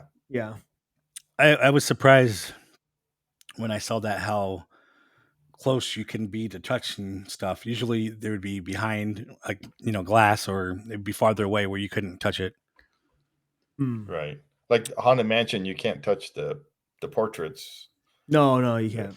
Yeah, I mean the only thing you really touch is the railing, and you have like the bats and stuff, and that's cool, but you can't really damage anything. And then of course they had these boxes, which is in the oh, that's peeling already. Wow, that's really bad. That's in the engineer store. Yep. Yeah, so you can see both of these boxes actually have some stuff. I guess somebody was probably trying to take the sticker off to keep it as a souvenir or something. I don't know. That's what it looks like. And then this isn't really damaged, but I guess there was issue with like the pH balance on the water, so they had to like close it off for a while. Again, that's like Imagineering, or at least the Custodio not doing something right. And then there was like a report of some kind of hole in the ground or something. I didn't find any photos on that, but he said all these things are taken care of now. But that's good. Yeah, at least they hopefully got on it right away. So yeah, well, I know the painting they did it like the next day or overnight or whatever. But I'm expecting to see more paint come off because of the way that was. So you have to take a look next time you go, Kris. Okay. Yeah, the lands aren't usually supposed to fall apart like this. Usually when they open up, they're like They're pristine. yeah, And not even pristine. They're really well thought out. I was surprised when I walked through that queue again. I was surprised they had things jutting out. I was like, that's you don't do Yeah. that. If people are gonna find a way to rip it out. People always find a way to rip it out. I mean, Yeah. look, Snow White. They found a way to reach out and lean out of the vehicle just so they can grab the apple, right? So like Right. people Wow. always find ways. They Well, and always that's find what I ways. mean. Like usually they set things further away, but sometimes it's No, just, that was built during a time where people actually had the common decency enough to do that. So like it was Yeah. sometime in the 80s when people started doing that. Thanks. Mm-hmm. I also You're noticed. welcome, Steve. I also noticed. I think it was in Fresh Bake's video. In the I forgot what it's called, but the little play area in Goofy's yard, Uh-huh. they have the slides, and I noticed there was like a cast member, and they were just blocking like some of the slides, like they wouldn't let anybody go down, but the other ones next to it, they could. So Probably because of safety hazard. Because like they go like this. That's always dangerous. Kids can bounce off of it. well, then I mean, are we going to remove these little slides? Like we just put them in there. Like Probably it's kind of because weird. it's just stuff. It's just like I was surprised Disney added it in because they removed a lot of other stuff because of like liability, and they Like the put trolley. these things, the trolley, the other slide, the ball pit, the bounce house. They removed Oh all those yeah. things, yeah, and then like, oh yeah, let's put it back in now, a different version. I'm like, I don't know, yeah, and it's just. I don't get Disney. I guarantee you in the year, a lot of the stuff we see in Toontown are gonna be gone. It's just like a liabilities.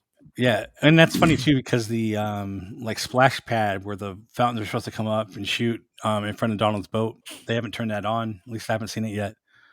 And I imagine like kids are just gonna be tripping all over that and falling. And I bet they're never gonna turn that on. We'll see. Hard to say. In the summer But, though. yeah, they Yeah, haven't well, turned the water effects on either for Chippendales. So yeah. Well, like I said, we'll see. mm-hmm. So speaking of not doing things right, a lot of misspellings and getting facts wrong or whatever. Like the site. Oh my gosh. yeah, the Yeah. sites and of course you can't see it because Steve's in the way. There we go. But it all started Yeah. with a mouse, not the correct quote. Right. And then there's like 4 misspellings on this other sign. Like, how do you do that? Like, do you not have a QA department? And you got to at least No. have someone overlook this, and somebody typed it, and somebody painted that on there and not realized like it's spelled wrong. I mean, come on. Yeah. At least it's fixed. I'm just, It's. I mean, it's gone now because the Yeah. ride's open. But sorry if you didn't know, this is on the Indiana Jones ride. But 4 misspellings on one sign. Come on, it's like a 5th grader mistake there. Yeah. Pretty bad. Yep, pretty bad. And then over in Epcot, the Guardians of the Galaxy ride, apparently there's a little slot in this door into the display where there's the model of the ship there. People are just sticking coins in there like it's a wishing well or something. That's on us really, people who are visiting, sticking coins in the slot, but really a simple little piece of metal behind that door does not let things go through there would have fixed that, and hopefully they would have fixed it by now, but I'm not sure. But just another thing, people are doing what they can to make things. Yeah, but I don't get. You're already spending all that money, and then you're putting change. Just put a coin slot in there, and then Disney can just collect the money. Yeah, there you You know, this is the reason why like 40% of people who go to Disney World are like in debt because they're doing stuff like this. They're like, oh, I'm almost out of money. Oh, there's a little slot. I might as well put money in there. That's probably what they're doing. I mean, I don't even carry change anymore, so I don't know where these people have all these change. It's mobile ordering. Well, I mean, a lot of people who go to the parks are like they don't have enough money to even go to the parks, so they're probably scraping up as much money as they can. So, like, It's probably like dollars and stuff, and they're buying it and they get coins back. And I don't want these coins. They put them somewhere else. Like I said, they need like a donation, like the opposite of an ATM. You don't pull out money. People are just going to complain about it. It's better just to let people like waste their money freely.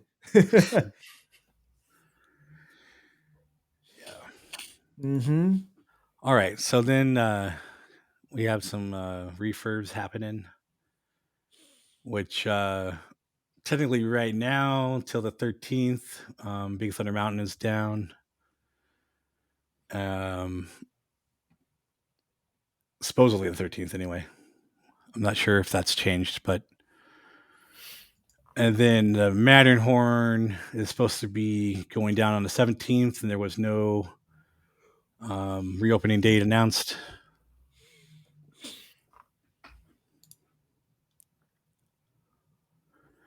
And this is I didn't know about this. We got this from Fresh Bake actually.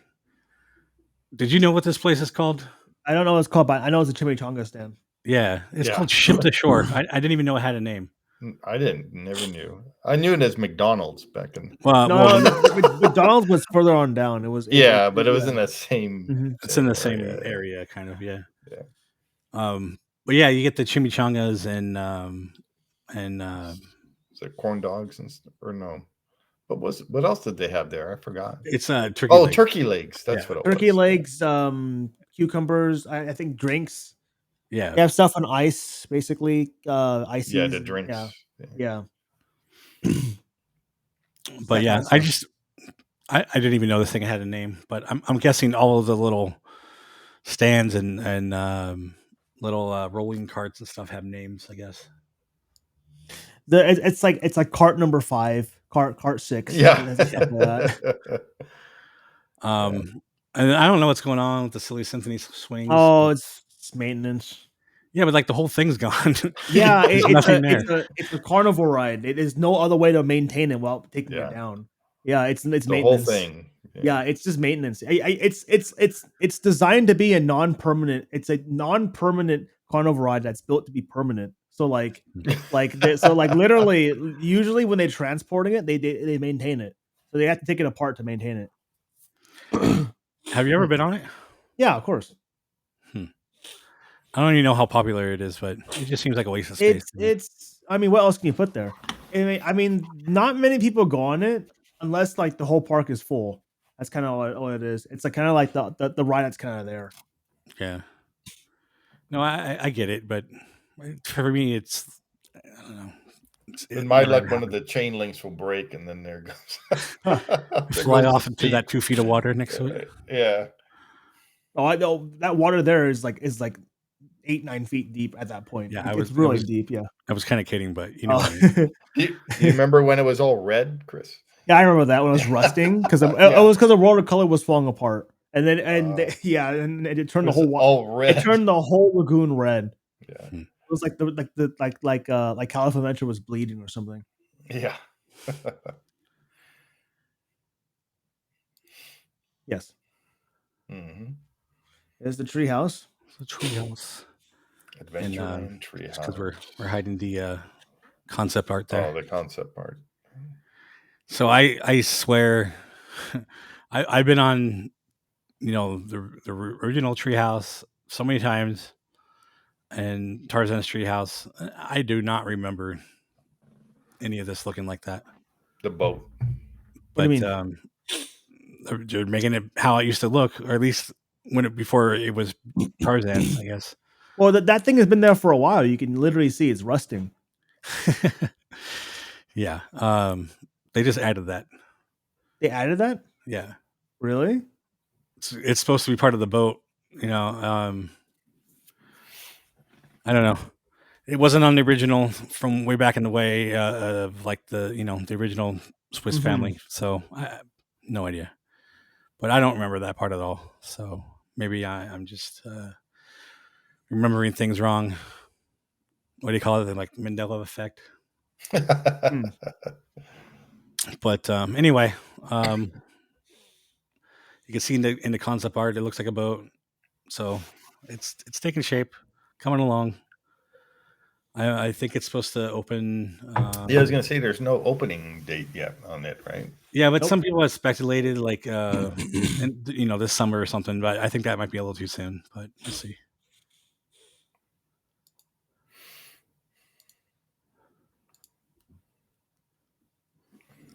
Splash Mountain. What the heck? Oh, sorry. What? There's something flying in front of my window, so I'm like, "What the heck is that?" Hey, can you hang on one sec? I got to go take a look. What's going on? Sorry.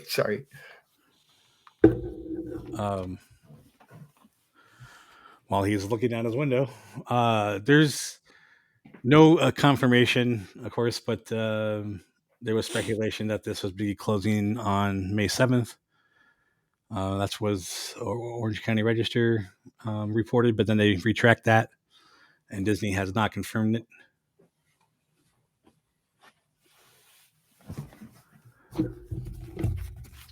Is there like a vampire outside your window? What's going on? Yeah, it's some guy. The vampire will be dead. Some guy with a cleaning bristle. He's cleaning your windows. I don't know what he's doing. I'm hoping it's the guy that's going to be the guys that are going to be painting our house, because outside of our house, it's they're like prepping the windows and stuff. Yeah, cleaning it all off and everything. Sorry. Okay, we can return to normal scheduled program. I talked about it while you're gone. So yeah, okay. So we'll continue. Why don't you take this one, Steve? Tiana's Palace. Yeah. There you go. Ta-da! Used to be the French Market. You know what I hope though? I really hope they keep the band. The bandstand and the band. Yeah, they're not. This is a very, very, very, very, very cheap overlay to a point where the menu barely is going to change. So. Oh really? Yeah, it's very they're just redoing the outside, right? No, I thought they said they were expanding the seating area. Did they say that? Yeah, I didn't hear anything about that. All I know is that they're just repainting and adding like the funnels and her name on the. Yeah. Well, I mean, it's a little more than that because they have like the giant kind of smokestacks from like what the Mark Twain has. Yeah, that's going to be on top of the. Well, that's why I said they're adding those. They're repainting and adding the smokestacks. Yeah, the funnels. Oh, funnels. Okay. Mm-hmm. Yeah, not funnel cake. Yeah, funnel cake. Yeah. And the shade. That awning sales or whatever. Yeah, are going to be different, and at least from the concept art, it looks like they're retractable, or like the middle section might not have them. So I don't know what's going on with that, but if she's going to come out on the balcony and like talk to people, then it seems like we would need the opening there. So, but then that means some guests are not shaded, which currently they would be. Isn't Royal, what was it called? 21? Yeah, isn't that upstairs there? No, it's further back. That's it's inside of New Orleans Square. Actually, inside the little like passageway. You can see it. It's close to where the area where you meet like Jack and Sally. Oh, okay. No. Mm-hmm. Yeah, that balcony above Pirates is part of it.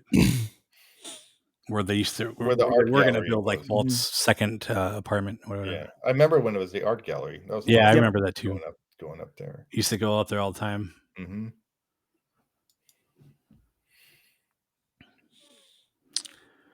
So, DCA, the beginnings of San Francisco. Yeah. Tokyo, yeah. Sorry, Tokyo. I mean, for the most part, this is just like an overlay to. It's a like permanent Halloween overlay, basically. Yeah. The bridge is probably the most construction they're doing because we're gonna have those like kind of San Francisco Golden Bridge kind of towers, but they can just grab the thing from what they had by the monorail. Just do what they did in California Adventure. They kept those around for a reason. Just plop them right on top again. Yeah. We just put the sun back on the Yeah, fun and wheel too. the wave machine. The wave machine, yeah. But anyway, the rest of the Pacific Wharf, like the actual eating area, I mean, I don't think anything I is don't really think they're changing gonna there. change. Yeah. No, all the food is gonna be the same. I mean, They're bringing like the brewery part, and I think they were changing the name of one of them, but well, obviously the what do you call it, the bakery, that's gonna get a different name. Oh, Bodine or whatever. But other than that, yeah, everything is pretty much staying the same. So Is Ghirardelli's gonna stay there? that's staying, yeah. Yeah, that's good.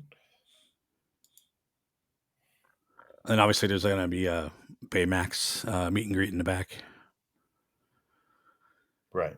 And then Avengers, that's supposed to be a gift shop or something, right?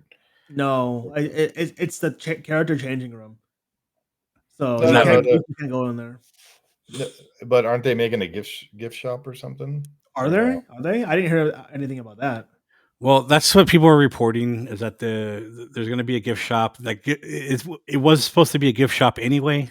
When that attraction, we would be exiting out of that to the gift shop. I don't know why there would be walls over here on the side of the building, unless they're just using that and they poked a hole in the window there to get stuff in and out. But if they're building a gift shop there, I mean, you're going to cause a bottleneck because all the well, characters that land is already so small. Yeah, but I mean, all the characters, they hang down from the building. They come out of the doors off to the left on that one photo. Wave to everybody. And you can't even stand there without cast members like telling you to move. Yep. So having a gift shop with an exit right there, it's just going to cause problems unless you change the way that stuff works. The one thing I hate about this place is there's nowhere to like sit and eat. No, like I sat down at one place and then they tell me to move because then the guys are gonna come and do their show like right where I was sitting. It's like, come on. So like right there, I'm like pointing again. Yeah. So in front of that wall, there wasn't the vehicle. The truck, the truck is there a little more to the right. No, Yeah, it is? it's a real truck, so I mean they can just move it. Yeah, I remember it used to be. It used to be over on the other side, the back lot, Hollywood back lot. I've seen them drive it in a couple parades too. Yeah. But actually, right here where this wall thing is, where the truck usually sits, they just need to put tables in there and allow people to sit there, eat whatever, because you got nowhere. Just What's my thoughts. happening in downtown Disney? Nothing. You tell me, Steve. Yeah. The home store. Oh, I tried the removing one. One of the restaurants is closed now. I forgot what the name Oh, of it. that's right. Yeah. That the one in the middle too. Yes. They're connected. Yeah. Yeah. I think the last day was what, yesterday or a couple Was days it? ago? I wonder what they're putting there. They haven't confirmed anything yet. Yeah. It was like they're the high end like a higher end Mexican restaurant. But then that's what the Catal is already like that, and yes, and then that's why they're saying like what do you call it, Tortilla Joe's or whatever, like they don't need two of them, so is that going away? Yeah. I like Tortilla Joe's. That was a good place. It is a good place. It is a good place. Yeah. But aesthetically, it doesn't fit in with what they're doing everywhere else, so that's why. And then the Jazz Cafe. I was about to say, and that's why Jazz Kitchen. Yeah. Now looks like this. Well, yeah, they're gonna have like some other orange awnings or whatever. Yeah, it looks boring. Exactly. Boring. Yeah. It's all like contemporary now. I don't understand it. I know it's downtown Disney, but like restaurants should still have their own look. Because statistically, a majority of people they don't like it because it's too complicated for them. That's why. And then with the purple and yellow colors. And... Yeah, they don't know what they're looking at. Yeah. A restaurant? I don't know. Yeah. I can't stand it. Make it orange. Orange and black. There's still nothing happening here. Yeah, well, like we say, little dirt tents. Yep. It takes a while to go vertical. You got to lay your foundation and footings and all that good fun all stuff. that good stuff. Plumbing and whatever. Yep. When they built our house, it took forever. Yeah. And then as soon as it goes vertical, like it just flies. It's quick. Yeah. It's super quick. But well, like Heyman's videos of the other tower in the back, the vacation club. Yeah, tower. well, I think that's next actually. But this concrete is like the entrance to the monorail. Yeah, this has been like this for a long time already. Right, and in this photo, you can kind of see that the concrete's done. Like I don't know why this is still kind of blocked off, or at least it was. Have you been by there, Chris, at all lately? No, I don't like downtown Disney. It's too cheap for me, so I don't have to go in there. That's too cheap. How do you come in from Toy Story lot or what? I usually get dropped off, so I'm at the other side. So I have to like walk over there. I'm not gonna walk over there. There's no point for me to be over there. So Gotcha. You can take the monorail. Oh yeah, great. Yeah. So then we have the DVC tower, which it's still there's still quite a bit to do on the outsides, but it's taking shape. Yeah. And we have a little concept art here of one of the. I think it's like a what do you call it? A suite. Oh, right. Giant windows. Yeah. I'm sure it's one of these center rows here. Looks pretty decent, but I'll never see it because I'm not a DVC member and I don't want to pay like $20,000 a year or whatever. You can stay there without a DVC membership, by the way. On what? You can stay there without a DVC membership. There are some rooms that you can stay in. Really? Yeah. On a DVC tower? Yeah. From what I've heard, they said you can. Huh. But they're expensive as well. They're not cheap. Well, I mean, I guess sorry, depends on the room. They have cheap rooms too. I mean, in some other places, but the way I've always heard is, like even if you watched Adam Lewis' video where they go to the restaurant at the top, like you have to be a member. You have to be not just a member, but you have to be staying at the hotel that night even to get to that restaurant. Mm-hmm. So some cases they're pretty strict on you have to be a DVC member. Yeah. And I don't even know what he's paying, but I mean he's paying a lot. Well, who, Adam? Yeah. He even bought stuff to get to Alani, their DVC stuff. So he's going to be going to Hawaii at some point. Alani's nice. Mm-hmm. Never been there either, but I don't know, sometime, but it just won't be DVC. That's on Oahu, right? On the yeah, it's on Oahu, right next to Four Seasons. Yeah. Okay. So I think that about does it for the news.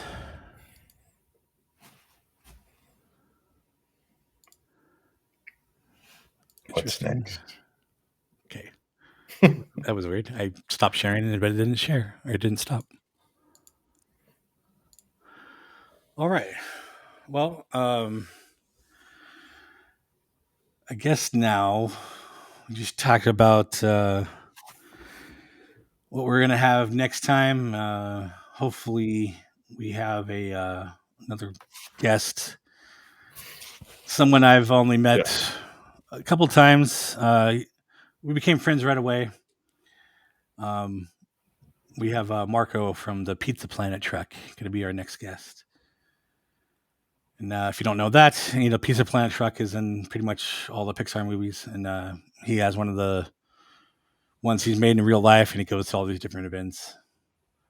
Should be fun to talk with. He's friends with Justin Scard. Cool. So looking forward to that. And I wanted to give a couple shout outs to other podcasts that I know people who are running those. We have Udi and Mark with the Leaving Today podcast. You guys can check them out. I was actually on, I was featured on one episode. I joined in on another live one. But those are good guys. You can check them out at Leaving Today podcast on Instagram. And then I have a friend, Joey, who does the Disney Universe podcast. Been trying to get Joey to do one of our Ride Thru videos. We did get Udi already. And you can find Joey at the Disney Universe podcast on Instagram. And actually, Joey and Udi, a couple other guys, they have a Mandalorian podcast called the Mando Podcast. And I guess that channel and there's a bunch of others that kind of have like kind of a group following or whatever Instagram where it's called the Disney Podcast Family. And you can check them out, and they kind of post all their latest shows. So go check them out. There's quite a few different shows. All like one's about the railroad, one's about like Walt's apartment and different stuff. All Disney related. So check them out.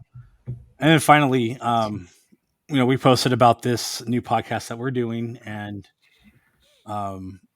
we had a guy named Barry reach out to us, who's starting a new podcast himself, but he's been doing podcasts for a while now. He's got several podcasts that he's involved with, but he's starting a new one called Sharing the Magic, which you can find at Sharing the Magic Pod on Instagram.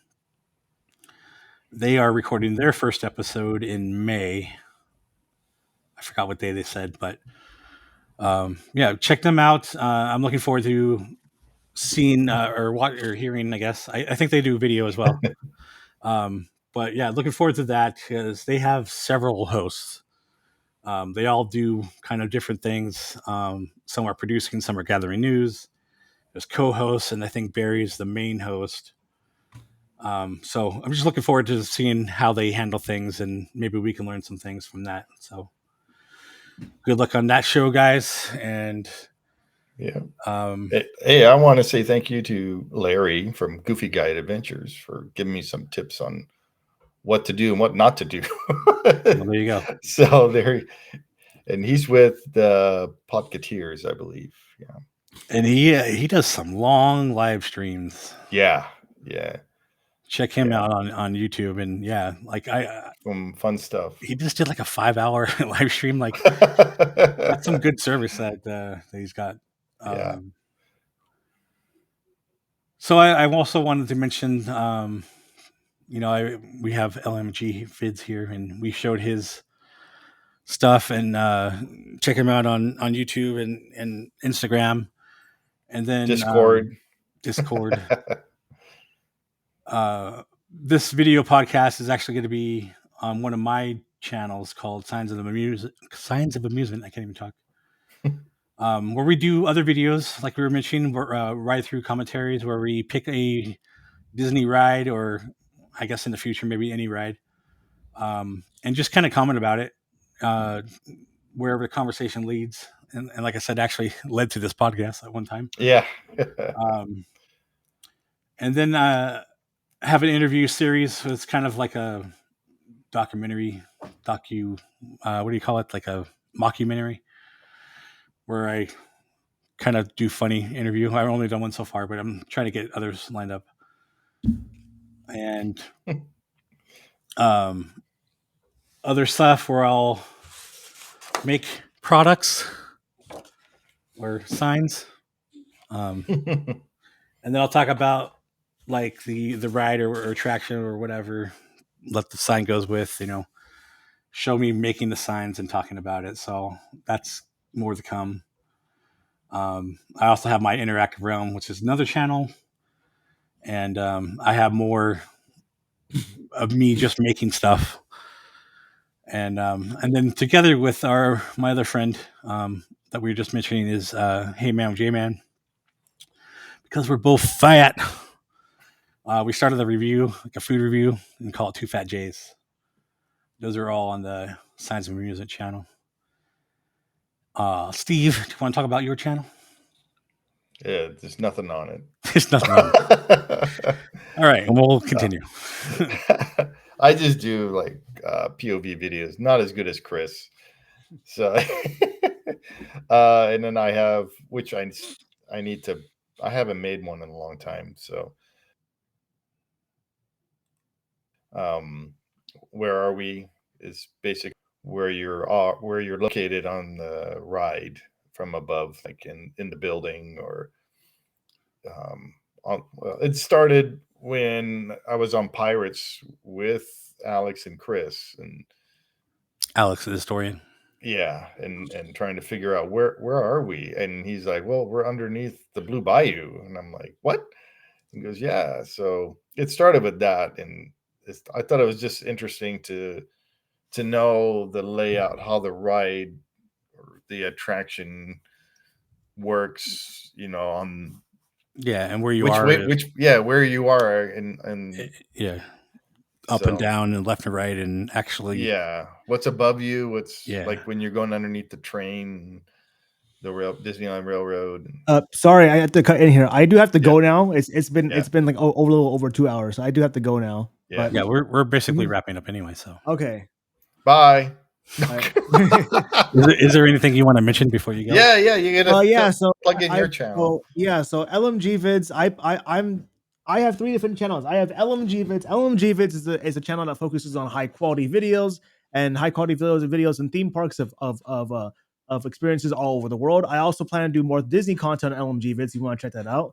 Then Kris Bouquet is a channel. I'm going to focus a lot more on informational stuff. If you want to learn stuff like why, for example, communism created instant noodles, you can check that channel out. And I have a third channel, Kris5151. I haven't decided what to post on there yet, but I will post stuff on there soon. Anyways, thank you very much for having me, you guys. Thanks, fun. Kris, for coming aboard and being our thanks first for being guest. our first guest, and for all the videos that you do. Yeah. Because we like to steal them. Yes. Yeah. We get permission from you, right? No. Okay. we're going to get tons of copyright strikes. Yeah. Well, thank you, Kris. All right, man. See ya. All right. Bye-bye. Thanks for having me. Yep. All right. If you would have waited 5 more minutes, jeez. Well, see, he can have that. You could put that after you, and then I'll do mine now.